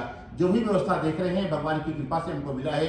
तब तो लकड़हारा भी भगवान की इस कथा की महिमा को पूछा है, कैसे करते हैं, क्या नियम है, क्या व्यवस्था करनी पड़ती है, पूछ करके अपने घर गया। उसने भी संकल्प लिया कि हम भी इसको कल करेंगे और उसने भी अगले दिन जिस नगर में धनवान लोग रहते हैं ऐसे सुंदर नगर में गया है और भगवान की ऐसी कृपा हुई कि 1 घंटे में लकड़हारे को भी सारी लकड़ियां बिक जाती हैं और प्रतिदिन से 4 गुना ज्यादा धन मिला है। तब तो लकड़हारा भी बड़ा प्रसन्न होता है और भगवान के पूजन के लिए बढ़िया बढ़िया पत्ते केले के फल, शक्कर, घी, दूध, दही, गेहूं का चूर्ण इत्यादि सामग्री को लाता है। लाकर के भाव से अपने पड़ोसियों को बुलाकर के भगवान का पूजन किया। उसने भी भगवान से यही प्रार्थना किया कि हे भगवान, जैसे उस ब्राह्मण के दरिद्रता को आपने ग्रहण किया, वैसे देने के पास हम आपको देने के लिए हमारे पास भी कोई व्यवस्था नहीं है। गरीबी के सिवा आप हमारे भी इस दरिद्रता को आप ग्रहण कर लीजिए। भगवान के चरणों में चढ़ा दिया और उसके परिवार पर भी ऐसी कृपा हुई कि अगले दिनों भी लकड़ी बेचने के लिए जाता है, जिससे बहुत सा धन प्राप्त भगवान ने करा दिया। इसलिए उसने भी रहने खाने की सारी व्यवस्था बना लेता है और अंत में योगी परम धाम वैकुंठ को जाता है। इति श्री सत्यनारायण कथायां द्वितीय अध्याय। ओम श्रीमन्नारायण नारायण नारायण रामे नारायण नारायण नारायण कृष्ण नारायण नारायण नारायण गोविंद नारायण नारायण नारायण रामे नारायण नारायण नारायण कृष्ण नारायण नारायण नारायण सत्य नारायण नारायण नारायण। सत्यनारायण भगवान की जय। शांत रहिए, खुश लीजिए। आज तृतीय अध्याय और तीसरे अध्याय में कहते हैं कि और आगे कथा बताएं तो कहते हैं पहले जमाने में एक उल्कंप नाम का राजा है और राजा बड़ा धर्मात्मा है। राजा की पत्नी भी कमल के समान मुख वाली है और वो भी सती और सावित्री हैं। दोनों बड़े पवित्र भाव से रहती हैं। आप दिखा रहे हैं क्या? और फिर वही एक दिन की बात है हमको लग रहा है इससे देख रहा है। कि राजा रानी भगवान का घर में जो मंदिर बनाए हैं, राजा के पास बहुत धन था। रहने की व्यवस्था जो एक राजा के पास होनी चाहिए, सारी व्यवस्था उनके पास है। और आज भगवान किसी को थोड़ा धन दे देते हैं तो काफी लोग सेवकों से भी मंदिर की पूजा करवा लेते हैं कि आप लोग कर दीजिए, हो सकता हमको मंदिर भी नहीं जाना पड़े। परंतु राजा के पास भगवान ने इतना धन दिया है कि कोई कमी नहीं है। अपने ही सेवा के लिए राजा सेवक से सेवा कराता था और भगवान का जो पूजा करना है उसमें चाहे राजा करे चाहे रानी करे, भगवान की पूजा पति पत्नी ही करते थे, कभी सेवक की सेवा नहीं लेते थे। चाहे दिया धोना हो, चाहे मंदिर की सफाई करनी हो, चाहे बगीचे से फूल ला करके भगवान को चढ़ाना हो, भगवान के लिए माला बनानी हो। और उनका एक नियम और था, जब वहां पर पूजा कर लेते हैं तो उसके बाद फिर नगर में जो मंदिर उनके पूर्वज बनाए हुए हैं, मंदिरों में राजा जाता है। पहले जो बाहर गरीब लोग बैठे रहते हैं मंदिरों में, उन गरीबों की सेवा करता था। प्रतिदिन राजा पकवान बना करके लेके जाता, उनको भोजन करवाता है और भोजन कराने के बाद उनको दक्षिणा देता है। जिनके पास फटे पुराने कपड़े होते हैं, कपड़े दान करता है। फिर मंदिर में जाता, मंदिर में भगवान का पूजन अभिषेक करवाता और ब्राह्मणों को बिना मांगे ही बहुत सा धन प्रदान करता है। और इसी तरह प्रतिदिन क्या करता था। परंतु राजा दान को नहीं करता, कपड़े बांटता, परंतु हमेशा उदास भाव से करता था, कभी खुश नहीं रहता था। एक दिन की बात है, पुजारी ने पूछा, राजन भगवान ने आपको इतना धन दिया है और हम ब्राह्मणों को इतना दान करते हैं, आप गरीबों में हर दिन आते हैं, इतना अनाज बांटते हैं, कपड़े बांटते हैं, आप खुश क्यों नहीं रहते, कारण क्या है? तो राजा ने कहा कि भगवान ने हमें सब कुछ दिया है, संतान एक भी नहीं दी है। भगवान सबको सब कुछ नहीं देते हैं, जीवन में एक कमी सबको छोड़ देते हैं। कोई भी इंसान होगा, एक कमी जीवन में सबके रहेगी, हमेशा रहेगी। वो भगवान इसलिए छोड़ देते हैं उसको मांगने के लिए आप हमसे जुड़े रहें, हमारे पास आते रहें, घर में अपनी पूजा करते रहें, मंदिर में आते रहें। यदि हम सब कुछ दे देंगे तो आप स्वयं भगवान बन जाएंगे, फिर भगवान से कोई मतलब नहीं रखेगा। इसलिए जीवन में एक कमी दे देते हैं। तो राजा के पास भी भगवान ने संतान नहीं दी, धन दे दिया, सारी व्यवस्था बना दी। और आज राजा ने जब बताया कि हमारे पास संतान नहीं है, हम लोग इसीलिए दुखी रहते हैं, तो पुजारी ने कहा कि राजन आप चिंता न करें, हम आपको एक छोटा सा उपाय बता देते हैं, खाली आप वही कर लीजिएगा। खाली सुबह से शाम तक व्रत रखना। एक सत्यनारायण भगवान की ऐसी कथा है जो मन वांछित फल देती है। आप जिस उद्देश्य से उस कथा को करेंगे, वो कथा ही आपकी वो सारा काम कर देगी। और इस कथा पढ़ने से 365 दिन के अंदर संतान हो जाएगी, 66 दिन नहीं होगा। हम आपको भरोसा देते हैं मंदिर में बैठ करके भगवान के सामने। और जब इतना बात सुना तो राजा और रानी ब्राह्मण के चरणों पर गिर पड़ते हैं, कहते हैं हमको शीघ्र बताएं। तो कहते हैं कि एक काम करना, यदि संतान पालना चाहते हो तो आपके नगर में कोई पवित्र नदी हो, गंगा, जमुना, कावेरी, तुंगभद्रा, कोई भी पवित्र नदी हो, वहां पर बढ़िया वेदी मंडप बनवाइए, 4 केले के खंभे मंगवाइए, बढ़िया चौकी वेदी बनवाइए, कोई विद्वान ब्राह्मण की व्यवस्था कराइए जो आपका पूजन अच्छे से करा दे, भगवान की कथा का श्रवण करा दे आपको। और जब कथा हो जाए तो नदी के किनारे ब्राह्मणों को भोजन करा देना, और जितने लोग आपके साथ गए रहेंगे राजन, वहां उनको सबको भोजन प्रसाद करा देना, और पूजन सामग्री को बहते हुए जल में विसर्जन कर देना। वापस घर आ जाना, और घर आने के बाद एक नियम करना है, जब तक नहीं सोओगे भगवान के नाम को लेते रहना है। ऐसा नहीं कर पाओ तो एक काम करना, घर पर भजन कीर्तन की आप व्यवस्था बना लेना, और बैठ करके भगवान का खूब भजन करना, और जब नींद आके जाके सो जाना। खाली इतना ही करना है, इतना कर लेने मात्र से ही आपके 1 साल के अंदर ही आपके यहाँ संतान हो जाएगी।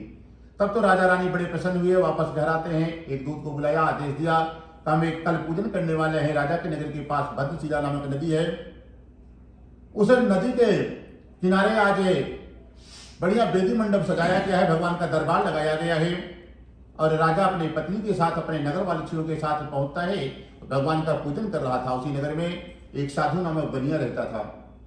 उसी नदी के रास्ते से शाम के समय अपने घर के लिए व्यापार से वापस जा रहा था। देखा ये हमारे नगर का राजा जो शाम के समय ये घर से बाहर नहीं निकलता है, आज इतनी देर को ये कहां से आ रहा है और ये कौन सा पूजा कर रहा है नदी के किनारे इतनी देर रात को। साधु बनिया नाव को किनारे ठहराया और वो भी आकर के चुपके शांति से बैठ गया, क्योंकि उस जमाने में मोबाइल नहीं था, नहीं तो भी हो सकता मोबाइल चला देता। तो शांति से वो आकर के बैठ गया भगवान की कथा में। जब तक कथा चलती रही हाथ जोड़ करके भगवान की कथा को सुनता रहा, और उसके बाद जब कथा पूर्ण हो गई तो राजा से पूछता है कि सेठ जी साधु बनिया के राजन, इतने भाव से प्रेम से आप भगवान की ये कौन सी पूजा कर रहे हैं और आप किस उद्देश्य से कर रहे हैं। तो राजा ने कहा कि हे सेठ जी, हमारे पास कोई संतान ही नहीं है, घर पर ना बेटा है ना बेटी है, एक संतान पाने के लिए हम लोग यहाँ पर ये पूजा कर रहे हैं। एक ब्राह्मण देवता ने हमको बताया है कि ये संतान पाना है तो सबसे आसान तरीका यही है, नदी के किनारे ये पूजन करना पड़ता है। पवित्र नदी का कोई किनारा हो या कोई संगम हो, उसी की इच्छा से हम लोग आज यहाँ पर पूजा कर रहे हैं कि हमारे यहाँ संतान हो जाए।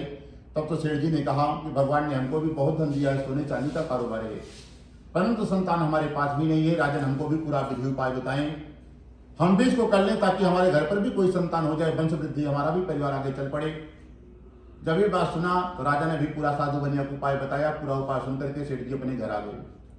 अपनी पत्नी को बताया कि हे देवी, एक ऐसी कथा है भगवान की जो मन वांछित फल देती है, और जिनके घर पे संतान नहीं होती उनके यहाँ संतान भी हो जाती है।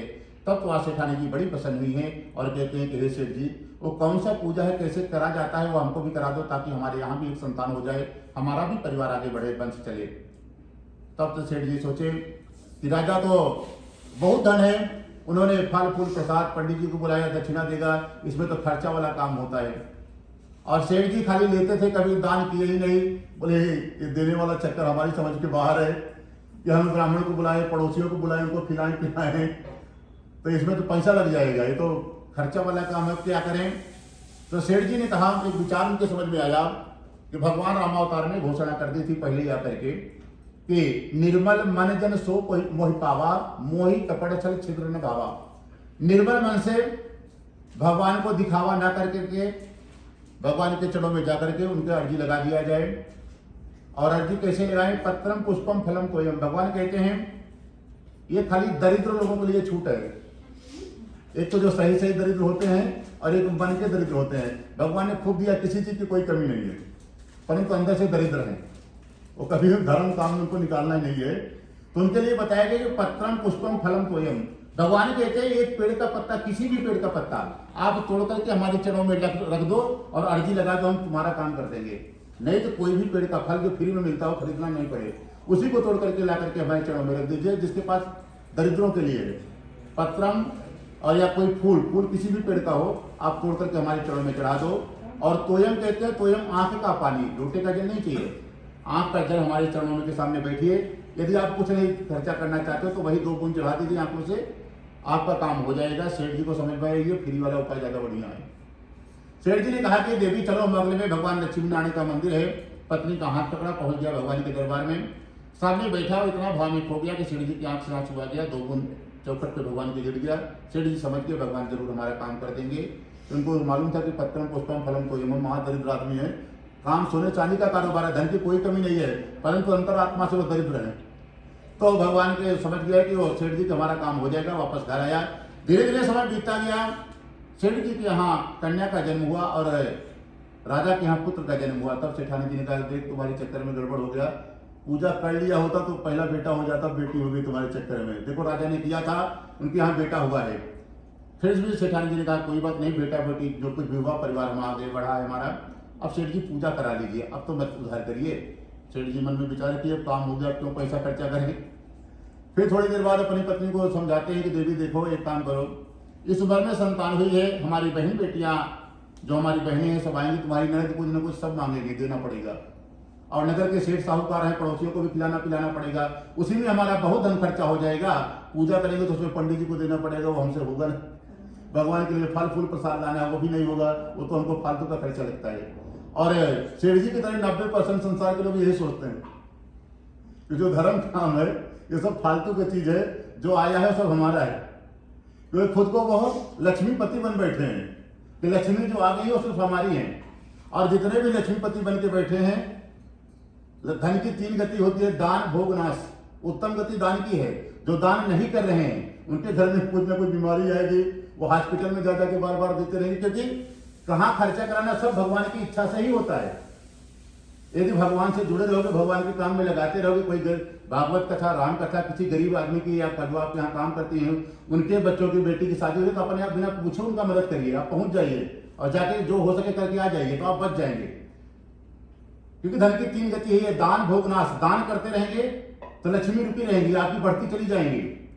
और कहते हैं भगवान जो दान नहीं कर सकता उसको बताएं भोग करे। ये नहीं कि कहीं फटे पुराने कपड़े पहले पैसा बैंक में रखता चला जाए, अकाउंट करता चला जाए बढ़ाता हुआ, एक दिन ऐसा पैसा सरक जाता है और न खुद यूज कर पाओगे न धर्म काम में लगाए। वो तीसरी गति, क्योंकि धन की गति नाश, तीसरी गति नाश है। अपने आप पूरा धन आपके घर से सरक के चला जाएगा। भगवान भी कहते हैं लक्ष्मी जी उसके घर में कोई काम नहीं, कोई यूज है नहीं, क्या करोगे रुक करके।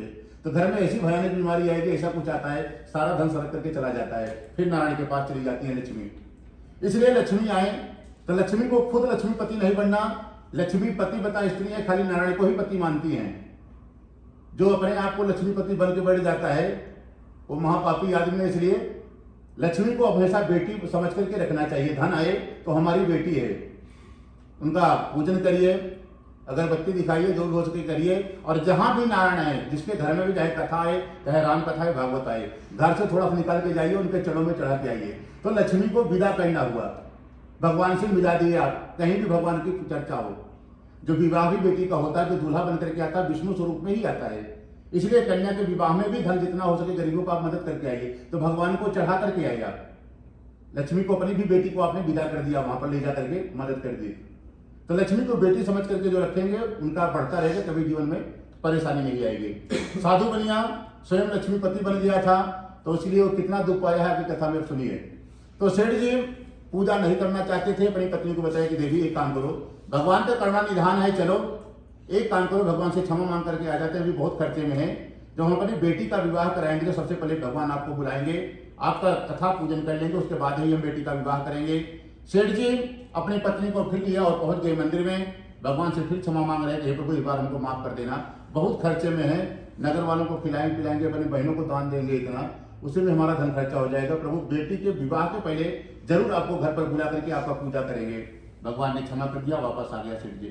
धीरे धीरे समय बीता गया, व्यापार के लिए चले गए, वापस 5 साल बाद आए हैं सेठ जी। तो क्या देखा कि उनकी बेटी बड़ी हो चुकी है। पहले जमाने में 5 साल से 10 साल के अंदर ही बच्चों का विवाह होता था, बहुत पहले। तो सेठ जी ने भी विचार किया तो इसका विवाह करना चाहिए। अपने एक दूत को बुलाया और कहा कि हमारी लड़की के लिए कोई ईश्वर ढूंढ करके लाइए। राजा के आज्ञा अनुसार ढूंढते ढूंढते कांचनपुर नामक नगर पहुंचते हैं, जो हम लोग अब कलकत्ता के नाम से जानते हैं। वहां पर एक बढ़िया बड़ी पुत्र दिखाई पड़ा। दूतों ने साधु बनिया के पास लाए, साधु बनिया को लड़का पसंद आ गया। और सेठ जी ने आज इतनी धूमधाम से अपनी बेटी का विवाह किया है कि खाने पीने का हजारों प्रकार के काउंटर लगवा दिए, महंगे से महंगा टेंट हाउस लगवा दिए, परंतु भगवान की पूजा नहीं की। भगवान की पूजा करेंगे तो फालतू का खर्चा होगा, सेठ जी के दिमाग में यह था। और खान पीन काउंटर लगवाना, बढ़िया बढ़िया टेंट लगाना, क्योंकि उनको जलवा दिखाने के हम बहुत पैसे वाले हैं सेठ जी को। वो गरीब भी नहीं बनना चाहते कि समाज में हमारा प्रतिष्ठा रहे, रिश्तेदार जाने कि सबसे ज्यादा पैसे वाले धनवान हम ही हैं, जो आज संसार के लोग सब लोग कर रहा है। तो सेठ जी ने भी खूब जलवा दिखाया कि लोग हमको बहुत बड़ा आदमी समझे, सारी व्यवस्था कर दी। भगवान आज बड़े उदास हुए थे बनिया को, सब कुछ हमारा ही दिया हुआ है, क्योंकि हमारी इच्छा से ही लक्ष्मी को हमने ही इसके घर में भेजा है और आज हमारी पूजा के लिए दरिद्र बन जाता है। एक काम करो, भगवान ने श्राप दे दिया कि जा आज के बाद तू दारुण दुख पाएगा, क्योंकि किसको दुखी करना है, किसी को सुखी करना है, 6 चीज भगवान ने अपने पास रखा है। भगवान नाराज हो गए और श्राप देकर के चले गए। शादी का कार्य संपन्न हुआ। सेठ जी ने अपने जमाई से एक दिन कहा, 10-15 दिन बीत गया कि बेटा चलो, विवाह में बहुत धन खर्चा हो गया, हम लोग फिर से व्यापार को प्रारंभ करते हैं। सेठ जी ने नाव में साधु बनिया ने सोना चांदी रखा है, रख करके व्यापार करने के लिए आज रत्नपुर नगर पहुंचते हैं, जो हम लोग रत्नागिरी के नाम से जानते हैं। उस समय वहां के राजा चंद्रकेतु उनके नगर में व्यापार करने लगा। भगवान की इच्छा हुई, 2-4 दिन व्यापार किया, बोले कि श्राप दिया तो इसको बनिया को फंसाते हैं कैसे। तो क्या किया भगवान ने, उस नगर के जो राजा चंद्रकेतु हैं उनके यहाँ चोरी करा दी। भगवान ने कुछ माया से चोर बना दिया। चोर राजा का धन चुरा करके भाग रहे हैं। पीछे से भगवान ने सिपाहियों को भी खबर कर दी। सिपाही भी चोर को पकड़ने के लिए भाग रहे हैं। चोरों को लगा कि हम धन लेकर के भागते हैं तो पकड़े जाएंगे, धन को कहीं छिपा करके पहले जान बचाएं, पहला काम है, जान बची रहेगी तो चोरी फिर कर लेंगे। तो साधु बनिया जहां रुका हुआ था, एक नाव खड़ी थी, उसी नाव में ही साधु बनिया के चोरों ने सारा धन छिपा करके भाग गए। पीछे से सिपाही आए। सिपाहियों ने देखा कि 2 आदमी हमारे नगर का तो नहीं लग रहा है जो सो रहा है यहाँ पर, कहीं यही दोनों तो चोर नहीं है, क्योंकि रात का समय था, पहले बिजली भी नहीं थी कि लगे लगे कहीं लाइट लगी होगी दिखेगा। तो एक ने कहा कि एक काम करो, पहले तलाशी लो, चोर हम लोगों के सामने से ही भाग रहा था, आगे आगे कहीं आसपास ही अगर चोर होगा तो धन भी कहीं छिपाया होगा। जैसे तलाशी लिया, साधु बनिया के नाम में सारा धन मिल गया। सिपाहियों ने बंदी बनाया और खूब बढ़िया से पिटाई हुई सेठ जी की, क्योंकि हानि लाभ जीवन मरण, एक डंडा भी मार खाता है कोई तो भगवान की इच्छा होती है, कोई पाप बन गया हो, कुछ अपराध हो गया, भगवान की इच्छा के बगैर कुछ भी नहीं होता। आपके साथ कुछ अच्छा हुआ तब भी भगवान कर रहे हैं, बुरा हो रहा तब भी भगवान कर रहे हैं। इसलिए भगवान से रिश्तेदारी बन गई तो डायरेक्ट आप उनसे बात कर सकते हो, क्यों ऐसा कर रहे हो हमारे साथ, तो आपको सपने में बता देंगे कि आपने कौन सा अपराध किया था, क्यों, इसलिए हम आपको ऐसा कर्म दे रहे हैं, क्योंकि वो खाली कर्म का फल देते हैं, बाकी उनसे कोई मतलब नहीं है। तो भगवान ने साधु बनिया की खूब पिटाई हुई, जमाई भी पकड़ा गया, घसीटते हुए राजा के पास लाए। राजा से कहा कि हे राजन, यही दोनों आपके यहाँ चोरी किए हैं। साधु बनिया बार बार हाथ जोड़ रहा है कि हे राजन, हमने कोई चोरी नहीं की, हमको खुद नहीं पता है कि हमारे नाव में धन आपका कहाँ से आ गया, परंतु जो भगवान का श्राप लगा हो तो कौन उसकी सुनेगा। राजा कुछ नहीं सुना, बोला इसको सीधे कठिन से कठिन कारावास में डाल दिया जाए और इसका सारा धन छीन लिया जाए। तुरंत साधु बनिया को बंदी बनाया गया और सारा धन छीन करके डाल दिया गया। और क्या हुआ, अगले दिन जो घर पर यह सोना चांदी रख करके आया था, घर पर भी चोरी होती है और चोर लेकर के सारे चले गए, क्योंकि तीसरी गति धन की क्या होती है मालूम है ना, बताए थे, तीसरी गति नाश है। साधु बनिया ना दान करता था ना खुद युद्ध करता था, तो तीसरी गति नाश है। पास में जितना सोना चांदी था वो भी सब सिपाही ले लिए, राजा ले लिए, जहां व्यापार करने के लिए गया। जो घर में रखा था, चोर आते हैं घर से भी सारा सामान लेकर के चले गए, खाने पीने तक का सामान भी नहीं छोड़ा, गोडाउन से सोना चांदी घर से भी सब चला गया। अब सेठ जी दरिद्र नारायण हो गए, लेकिन नहीं यूज कर रहे हो, नहीं धर्म काम में लग रहे हो, तो यही सब की होने वाली है जो साधु बनिया के साथ हुआ। सारा धन घर से चला गया और कई दिनों तक माँ बेटी बिना खाए पिए रही, और किसी के हम मांगने गए तो शर्म लगे उनको, इतने बड़े आदमी है लोग हंसेगा, परंतु नहीं भूख बर्दाश्त हुआ। तो अब सुबह से निकलती हैं, शाम को जो मिलता है माँ बेटी पकाती खाती है। एक दिन की बात है कि साधु की बेटी भिक्षा मांगते मांगते ब्राह्मण के घर गई, वहां पर क्या देखा, शाम के समय पूजा हो रहा है, बेटी भगवान की कथा सुना, प्रसाद लेकर के वापस घर आई। तो उनकी माँ बहुत नाराज हुई कि हे बेटी, अभी तक तो तू शाम को वापस आ जाती थी, आज रात कैसे हो गया। तो उसने कहा कि हे माता, एक ब्राह्मण के घर गई थी, वहां पर ये बताया गया कि जब भी सत्यनारायण भगवान की कथा में आप पहुंच जाएं, तो जब तक भगवान का चरणामृत और प्रसाद आपको न मिल जाए तब तक वहां से उठ करके कहीं नहीं जाना चाहिए। प्रसाद मिल जाए तभी वापस घर जाना चाहिए, नहीं तो कुछ न कुछ अशुभ समाचार या अनहोनी उसी दिन उसके साथ होता है। जब ये बात सुना तो कहा कि हे माता, हम लोग पहले से इतने दुखी हैं, इसलिए अभी आ रहे हैं। तो उनकी माँ को भी याद आएगा कि बेटी, तुम्हारे पैदा होने के पहले से तुम्हारे पिताजी ने हम लोगों ने भगवान का पूजन का संकल्प लिया था, आज तक भगवान का पूजन नहीं किया, कहीं भगवान तो नहीं नाराज हो गए। तो माता ने कहा कि हे बेटी, जो कुछ हो गया, कल हम लोग भिक्षा मांगने के लिए चलते हैं, जितना धन मिलेगा एक बार उसी से छोटे रूप में सत्यनारायण भगवान का घर पर पूजा करके भगवान से क्षमा मांग लेते हैं, यदि अपराध हुआ होगा तो भगवान जरूर क्षमा कर देंगे। माँ बेटी वही किया, दूसरे दिन जाती है नगर में भिक्षा मांग रहे, भगवान के पूजन का संकल्प लिया, जिससे उनको बहुत सा धन प्राप्त हो गया, जिससे पूजन सामग्रियों को लेकर के आई हैं और बैठ करके आज शाम के समय दूसरे दिन पड़ोसियों को सबको बुला करके भगवान का कथा कर रही थी। कथा करते समय भगवान से संकल्प ये बोलते हैं कि हे भगवान, मुझसे या मेरे परिवार से यदि किसी से भी आपका अपराध हो गया हो, हे नाथ नारायण, हम लोगों को पूरे परिवार को आप क्षमा करें, हमारी रक्षा करें। और एक काम करना हे प्रभु, हमारा पति जमाई जब से हमने अपने बेटी का विवाह किया है, साथ में हमारा जमाई भी आज कई वर्ष बीत गया है, वो लोग हमको नहीं मालूम है किस नगर में कहाँ पर व्यापार करने के लिए गए हैं, वो लोग जीवित हैं कि नहीं है वो भी हमको नहीं मालूम है। आप तो घट में वास करते हैं, वहाँ पर बताइए वो लोग कहाँ पर किस दशा में है, एक बार उनको घर भेज दीजिए। ऐसे संकल्प लेकर के भगवान से प्रार्थना की, भगवान का पूजन पूर्ण हुआ, विसर्जन किया गया कि जो जहाँ से देवता आए हैं सब लोग अपने अपने स्थान को जाएं। सभी देवता अपने अपने मंदिर चले गए। भगवान विष्णु जी बैकुंठ ना जा करके जहाँ पर साधु बनिया बंदी बनाया गया है, भगवान उस कथा से ही प्रसन्न हो गए और रक्षा करने के लिए पहुंच गए रथपुर नगर, जहाँ पर साधु बनिया बंदी बनाया गया था। वहां पर राजा चंद्रकेतु जब रात को सोया तो भगवान ने दर्शन दिया।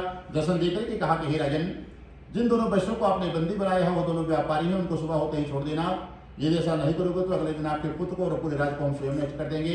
भगवान ने सपने में बता करके चले गए। राजा स्वप्न से जागा, सभा में आया, मंत्रियों से सलाह लिया।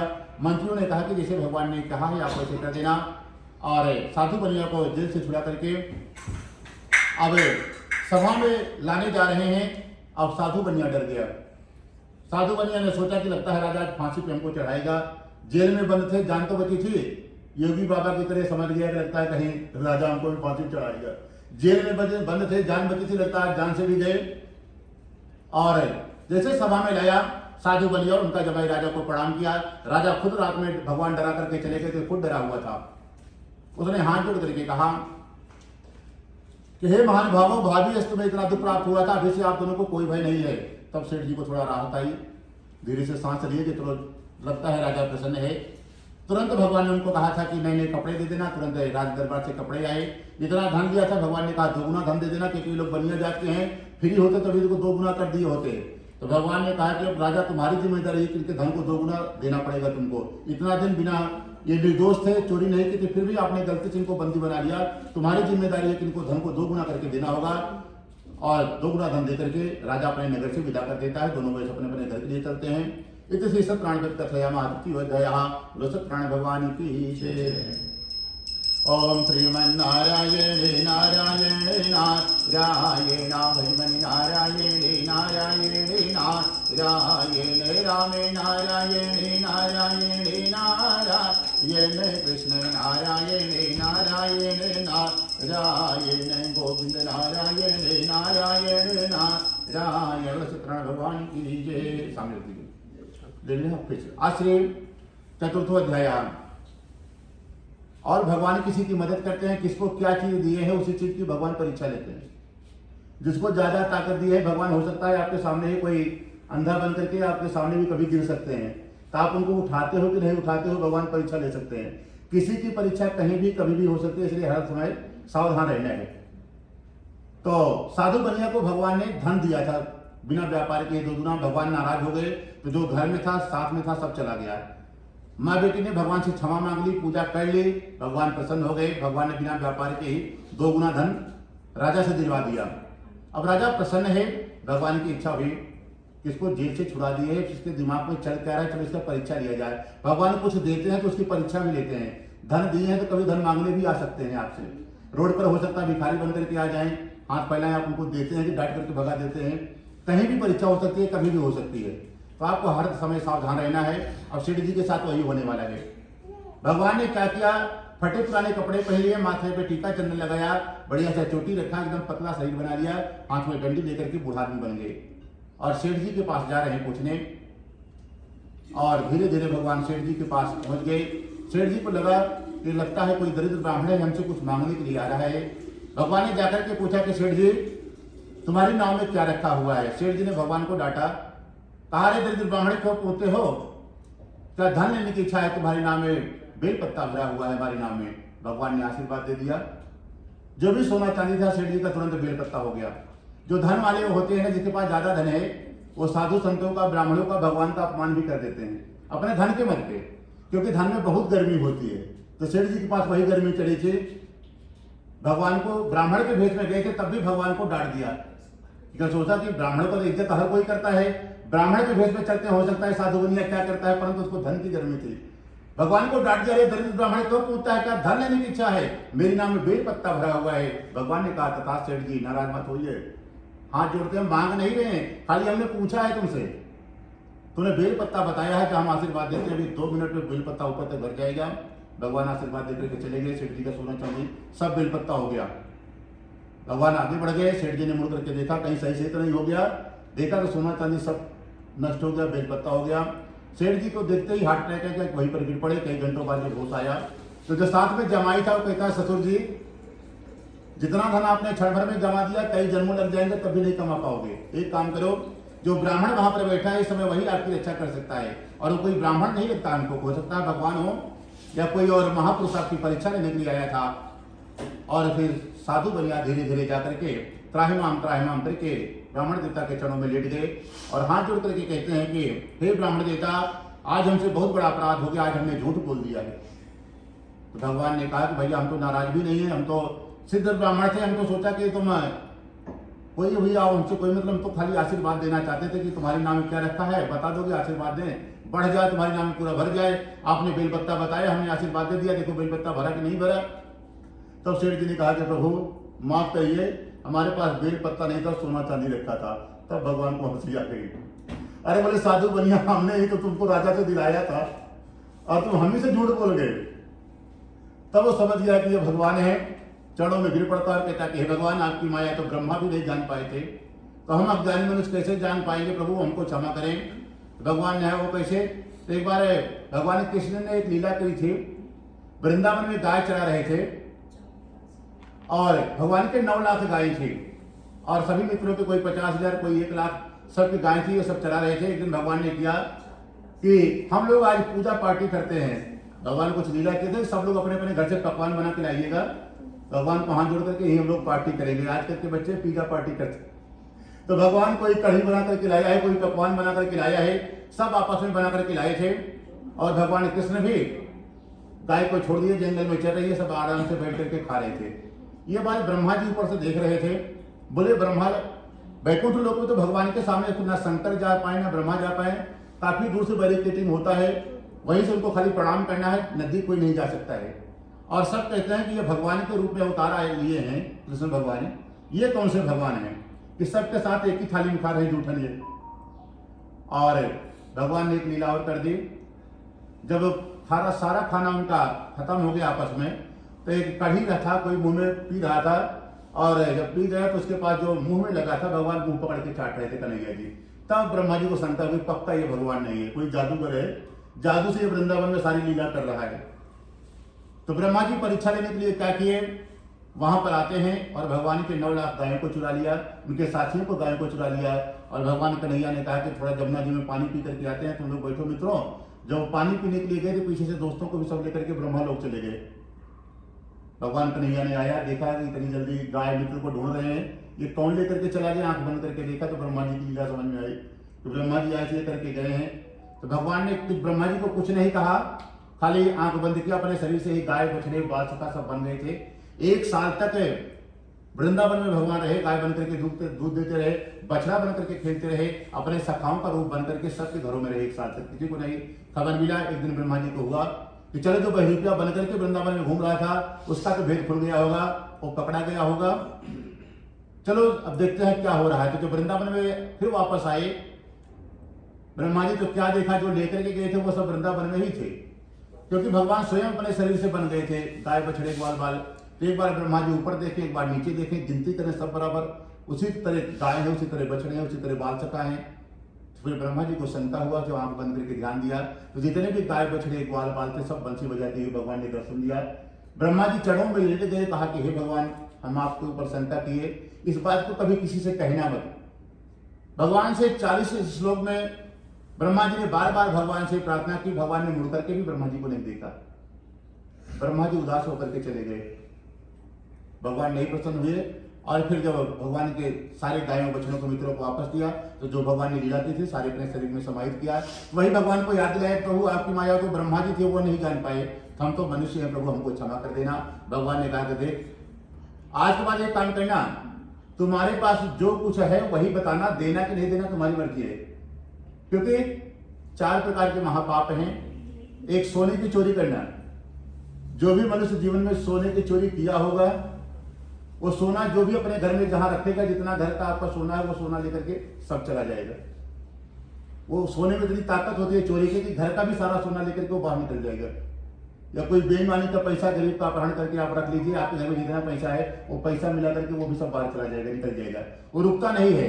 तो एक बताते हैं गौ हत्या करना, एक गुरु पत्नी पे कुदस्ती डालना, एक सोने की चोरी करना और एक झूठ बोलना महापाप है। झूठ बोलना और एक गाय को मारना बराबर के पाप है। भगवान कह रहे हैं कि अरे बनिया तू क्यों झूठ बोलता है, एक झूठ पर एक गौ हत्या का पाप लग जाता है, तो तुमको देना है कि नहीं देना है पैसा तुम्हारी मर्जी है, झूठ क्यों बोल रहा है कि सोना रखा है तो बेलपत्ती बताए। तो भगवान से क्षमा मांगो कि आज के बाद हम झूठ नहीं बोलेंगे, और भगवान ने आशीर्वाद दिया, बेलपत्ता नष्ट हुआ, सोना चांदी हुआ, सेठ जी धीरे धीरे अपने नगर पहुंच गए। तो एक जो नाव से गए थे उसको भेजा कि जाकर के घर पर संदेशा दे दीजिए, जाकर के संदेशा दिया, और सेठ जी की पत्नी और बेटी उस दिन भी भगवान का पूजन कर रहे थे कि हमारा पति वापस आ जाए। जैसे समाचार मिला, सेठानी जी पूजा से ही आधी पूजा से खड़ी हो गई और बोले कि हे बिटिया, बाकी के जो पूजा बचा है तू कर लेना, हम जा रहे पति को अपने दर्शन करने, और तू भी जल्दी आ जा, तुम्हारा भी पति आ जाए। हम लोग इसलिए तो पूजा कर रहे थे कि हमारा दोनों का पति वापस आ जाए। अब काम हो गया, जल्दी जल्दी पूजा करके आ जाओ। आधी पूजा चली गई, बेटी ने भी जल्दी जल्दी पूजा करा दिया। पंडित जी ने कहा प्रसाद चना में तो लेके जा। बोलिए पंडित जब आप बैठिए, हमारा पति आएगा तो हम दोनों साथ में प्रसाद खाएंगे। प्रसाद नहीं लिया, वापस समुद्र के किनारे पहुंच गई। तो क्या हुआ, साधु बनिया खाली नाव से उतरा था, समुद्र में अचानक लहर आ गई, साधु बनिया की नाव और उनका जमाई समुद्र के अंदर चला गया। जैसे बाद में उनकी बेटी पहुंची, मालूम है कि हमारा पति तो चला गया जल के अंदर। जोर जोर से रोने लगी। ऐसे दशा देख करके साधु बनिया आज बड़ा दुखी हुआ है, और हाथ जोड़ करके जो रास्ते में भगवान मिले थे थोड़ी देर पहले, उनसे फिर से प्रार्थना करता है कि हे भगवान, मुझसे या मेरे परिवार से कोई अपराध हो गया हो, हे नाथ नारायण, तो हम लोगों को क्षमा करें, हमारा मार्गदर्शन करें। तुरंत आकाश मार्ग से आकाशवाणी हुई कि हे साधु, तुझसे कुछ भी अपराध नहीं हुआ, तुम्हारी पत्नी और बेटी घर पर पूजन रखा था, इन लोगों ने पूजन तो किया है परंतु प्रसाद नहीं लिया, जिसके कारण ऐसी घटना घटित हुई है। अभी आप लोग घर जाइए और भगवान से क्षमा याचना मांगिए, प्रसाद खा करके आइए, तो आपकी नाव भी मिल जाएगी, आपका पति भी मिल जाएगा, पूरा परिवार घर गया है। भगवान से क्षमा याचना मांगिए और वापस फिर आते हैं समुद्र के किनारे। तो एक लहर आती है जिसमें साधु बनिया का जमाई नाम मिल गया, पूरा परिवार भगवान का पूजन किया और सब लोग अंत में वैकुंठ लोक को जाते हैं। श्री सत्यनारायण कथयामा चतुर्थोध्याय। ओम श्रीमन्नारायण नारायण नारायण भजमन नारायण नारायण नारायण रामे नारायण नारायण नारायण कृष्ण नारायण नारायण नारायण। सत्यनारायण भगवान की जय। दो चार बार तो नाम ले लीजिए भगवान का, मुंह तो खोलते रहिए। सामने ही भगवान बैठे हैं और उनको मूर्ति मत समझिए, वो भगवान ही बैठे हैं। जो उनको मूर्ति समझता है उसको गलत फहमी हो जाती है। भगवान वो सब कुछ देख रहे हैं, आप क्या कर रहे हो क्या नहीं कर रहे हो। तो उनको कभी घर में भगवान लड्डू गोपाल को रखे हो तो मूर्ति समझने की गलती मत करना, उनको खाली मूर्ति बैठी है। भगवान साक्षात वो बैठे हुए हैं, सब कुछ देख रहे हैं। आश्रय है फिर लीजिए पूछो।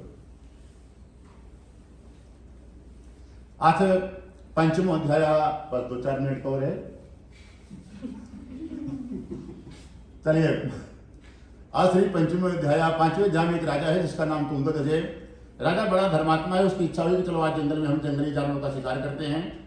लास्ट अध्याय सुनने का 5वें अध्याय का पुण्य मिल जाएगा, इसलिए मोबाइल को उंगली नहीं करिएगा, खाली 2 मिनट शांति से सुन लीजिएगा, तभी जो नहीं सुने हैं उसका भी पुण्य मिल जाएगा। लास्ट अध्याय, अंत भला तो सब भला। चलिए, तो राजा धर्मात्मा है तुंगत का, और उसकी इच्छा हुई कि चलो जंगल में जंगली जानवरों का शिकार करते हैं। राजा शिकार करने के लिए जंगल में गया है और थोड़ी देर बाद करते करते शिकार थक गया, दोपहर का समय हुआ, तो सोचा कहीं विश्राम कर लें, परंतु चारों तरफ जंगली जानवर घूम रहे थे। विचार किया कि कहाँ पर रुके, तो काफी देर बाद घूमने के बाद एक जंगल में बट वृक्ष दिखाई पड़ा।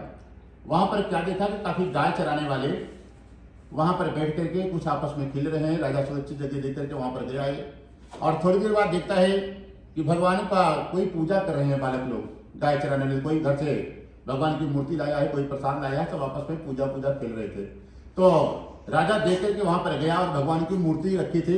भगवान के सामने राजा ने एक बार सर भी नहीं झुकाया, क्योंकि अहंकार, धन का बहुत बड़ी गर्मी होती है, बहुत बेकार चीज है ये, जिसके बाद आ जाए अपने आप मस्ती चढ़ जाती है। तो राजा के पास इतना अहंकार था कि लोग छोटी जात के हैं, गरीब आदमी हैं, इनके बीच में हम कैसे जाएं, हम तो बहुत बड़े पैसे वाले हैं, तो इनके बीच में जाएंगे तो हमारा अपमान हो जाएगा। राजा और भगवान की नजर में भगवान ने क्या किया देखे हैं आप, सुदामा जी के पास कुछ भी नहीं था और राजा पूरे विश्व के राजा थे। एक देश के राजा नहीं थे कन्हैया जी, गले से लगाया है, ले जाकर के अपने सिंहासन पे बैठा करके चरण धोया है। सेवरी कौन सी जात की थी मालूम है? सबसे छोटी जात जो होती है उनके झूठे बेर को भगवान कहते हैं हम छोटा बड़ा नहीं मानते हैं, तो तुम्हारे दिमाग में कहां से आ जाता है ये भाव? राजा के मन में अहंकार आ गया, न भगवान को देख करके भगवान को प्रणाम किया, वहीं पर दूर से देख रहा पूजा चल रही है, ना वहां पर गया। थोड़ी देर बाद बालकों ने पूजन पूर्ण किया। एक ने इच्छा की कि ये हमारे नगर का राजा है, यहाँ आया कि नहीं आया, चलो पहले हम इसको प्रसाद देते हैं, बाद में हम लोग खाएंगे। तो एक बालक प्रसाद लेकर के गया राजा को देने के लिए। तो राजा के मन में फिर वही अहंकार था कि बहुत ज्यादा धन वाले हैं, हमारी पत्नी बहुत अच्छी है, बच्चे अच्छे हैं, माता पिता हैं, बहुत धन है, नौकर चाकर, हम तो बड़े आदमी हैं, और इन लोग छोटी जात के हाथ का हम कैसे प्रसाद लें, हमारा अपमान हो जाएगा। और चाहे होटल में राजा किसी के हाथ का खाते हैं, वहां वो जात पात नहीं देते, कोई धर्म वाला बना रहा है, परंतु वहां पर उनके मन में ये भाव आ गया, उस बालक को डांट करके भगा दिए कि तुम लोग छोटी जात को गाय चराने वाले हो, अरे हम कुत्ता पालने वाले आदमी हैं, बड़े आदमी हैं, शेर पालते हैं, और तुम गाय चराने वाले हो, तुम कैसे हमको प्रसाद दे सकते हो? क्योंकि जो कुत्ता शेर वगैरह रखता है उसको लोग बड़ा आदमी समझता, मॉडल आज का।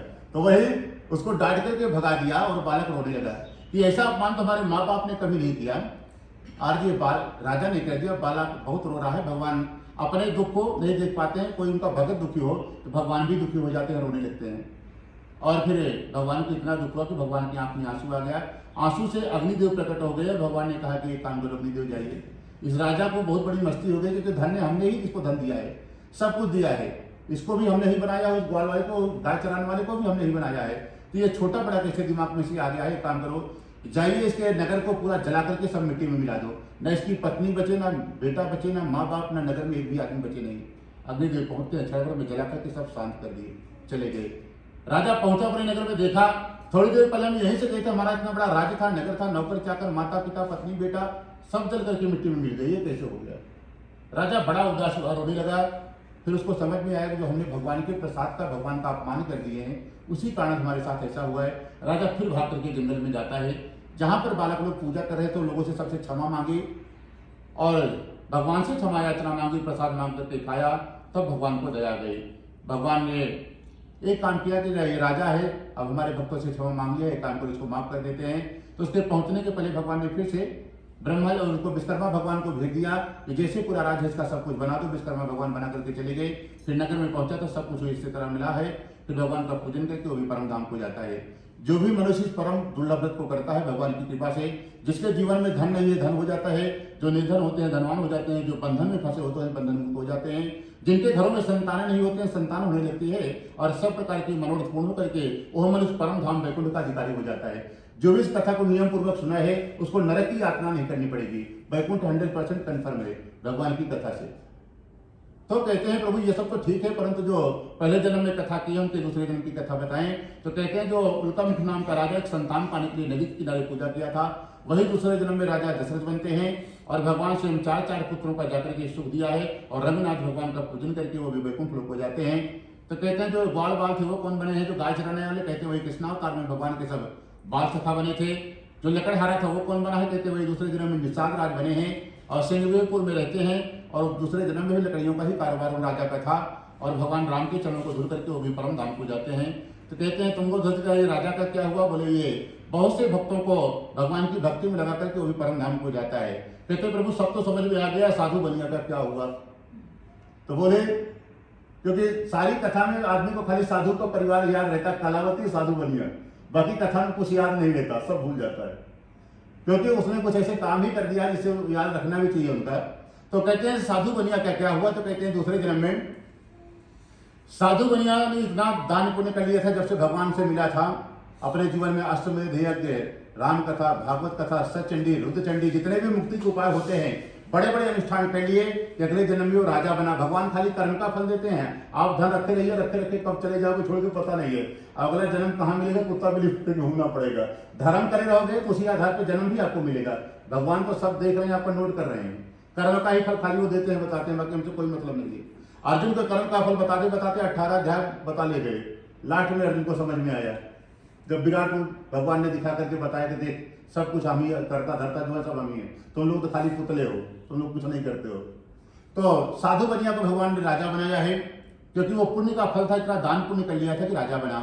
एक दिन भगवान कृष्ण अवतार में आए थे कि उनकी इच्छा हुई चलो उसका परीक्षा दिया जाए कि साधु के रूप बनिया के रूप में हमको वचन दिया था कि वो चीज हमारे पास रहेगी तो कोई साधु ब्राह्मण हमारे दरवाजे से वापस नहीं जाएगा, भगवान ने अपने मित्र अर्जुन को एक दिन बुलाया है और बुला करके कहा कि चलो मित्र, एक पुराने जब पूर्व जन्म का एक हमारा भक्त है उसकी परीक्षा लिया जाए। तो अर्जुन को शेर बनाया, गले में रस्सी डाला, भगवान ब्राह्मण के वेश में गए थे, फिर ब्राह्मण बन गए।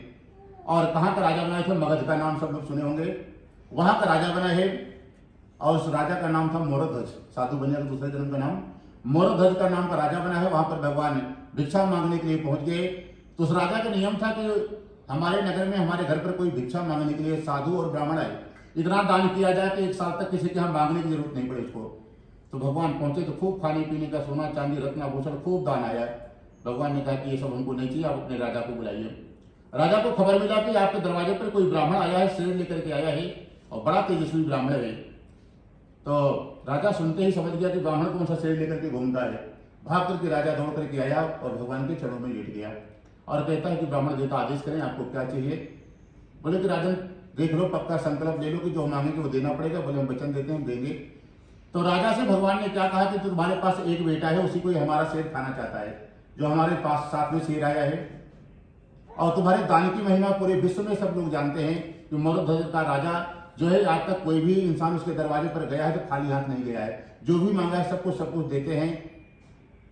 तो तुम्हारे बेटे को हमारा शेर खाना चाहता है। एक काम करना होगा, पति पत्नी ही आरे से काट करके अपने बच्चे को देना है और खाली दाहिना भाग हमारा शेर खाएगा। साधु बनिया बड़ा दुखी हुआ, परंतु उसको पूर्व जन्म में भगवान को वचन दिया था कि वो चीज हमारे पास है तो साधु ब्राह्मण को कभी खाली वापस नहीं जाने देंगे। बेटा था उसको, यदि वापस कर देता भगवान को तो नरक में चला जाता, कई हजार वर्ष तक नरक में पड़ा रहता।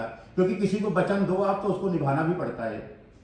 तो साधु बनिया ने नहीं निभाया था, कथा नहीं सुनी थी, कथा माना था तो कितना दुख पाया था। तो इस जन्म में भी याद था उसको कि अगर फिर हम मना कर देते हैं भगवान को, ब्राह्मण को, तो फिर नरक में चले जाएंगे।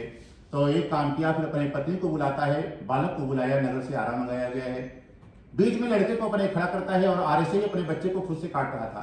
तो भगवान ने कहा कि देख राजन, एक काम करना, जब बच्चे को काटोगे ना तो आपका बच्चा रोए ना, आपकी पत्नी की आंख में आंसू आए ना आपकी आंख में आंसू आए। अगर आंसू आ गया तब भी हम नहीं लेंगे दान, हमारा शरीर नहीं खाएगा। साधु बनिया वचन लिया, जैसे थोड़ा शरीर कटा, बच्चे की आंख में आंसू आ गया, भगवान ने देख लिया। भगवान वापस जाने लगे, बोले कि राजन तुम्हारा बच्चा रो दिया है, नहीं ले सकते हैं दान। तो छोटा सा बालक हाथ जोड़ करके भगवान से कहता है कि हे भगवान, हे ब्राह्मण देवता, हमको इस शरीर से मोह नहीं है, आज नहीं है 70-80-100 साल में शांत होगा। और ये मिट्टी का शरीर है और मिट्टी में मिलाने हमारा गांव वाला नहीं आएगा, हमारा खुद का बेटा ही को दिला करके मिट्टी में मिलाएगा, या नाती पोता मिलाता है कि मिट्टी का शरीर है, आज नहीं कल तो ये मिट्टी में मिलना ही है। और आप जैसा तेजस्वी ब्राह्मण हमारे यहाँ आए थे, आपने दाहिना भाग मांगा, बाया भाग किसी काम में नहीं आएगा, इस पूरा शरीर दान में ले लेते तो हमारा पूरा जीवन, पूरा शरीर धन्य हो जाता। इतना बात सुने तो भगवान तुरंत चतुर्भुज रूप में कन्हैया जी के बंसी बजाते हुए वहां पर प्रकट हो गए और राजा से कहा कि राजन, जो शरीर कटा था आशीर्वाद दिए, पूरा शरीर जुड़ गया बालक का। और कहते हैं वरदान मांगो, आज तक हमने किसी की ऐसी परीक्षा नहीं ली, तुमसे ली, तुम पास हो गए। बोलो तुमको पूरी धरती का राजा बनना है, क्या सुख चाहिए आप हम सबको देंगे। तो राजा ने कहा कि हे भगवान, आप भले भगवान हैं, परंतु यहाँ के राजा हम हैं, अभी आप ब्राह्मण बनकर के थोड़ी देर पहले आए थे। हमारा नियम है कि ब्राह्मणों से हम लेते नहीं, खाली ब्राह्मणों को दिया है पूरा जीवन, आज ले लेंगे तो पाप लग जाएगा।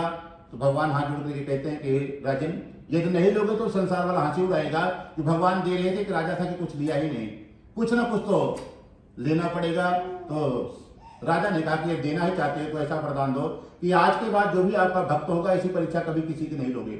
भगवान ने वचन दिया कि आज के बाद जो भी हमारा भक्त बनेगा, हम कभी उसको ऐसी परीक्षा नहीं लेंगे।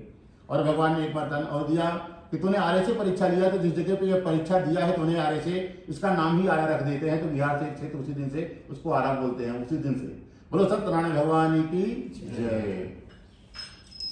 ओम श्रीमन्नारायण नारायण नारायण माता नारायण पिता नारायण माता नारायण पिता नारायण गुरु नारायण नारायण नारायण भजमन नारायण नारायण नारायण ब्रह्मा नारायण विष्णु नारायण ब्रह्मा नारायण विष्णु नारायण शिवजी नारायण नारायण नारायण भजमन नारायण नारायण नारायण सूर्य नारायण चंद्र नारायण नारायणेन चन्द्रे नारायणेन तारे नारायणेन नारायण भजमनि नारायण नारायण नारायण नारायण महानारायण नारायण महानारायण जहाँ देखो वहाँ नारायण नारायण भजमनि नारायण नारायण नारायण मुझमें नारायण तुझमें नारायण मुझमें नारायण तुझमें नारायण सब में नारायण नारायण नारायण भजमनि नारायण नारायण नारायण सत्यनारायण भगवान की जय। आप लोग एक एक फूल लेकर के भगवान के सामने जाकर के चढ़ा के हाथ जोड़ लीजिए। आप लोगों को जो चढ़ाना हो जाके भगवान के चरणों में अर्पित कीजिए। कथा हो गई है, चलिए। ओम गुणः गुणमिदं गुणस्य गुणमुदच्यते गुणस्य गुणमादाय गुणमेवावशिष्यते इदं गुणत्तम।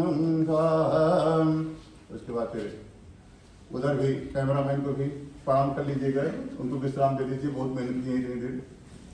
और इतनी देर जो कथा सुने इसमें आप लोग का ही भला है, क्योंकि जो कथा सुनते हैं जब तक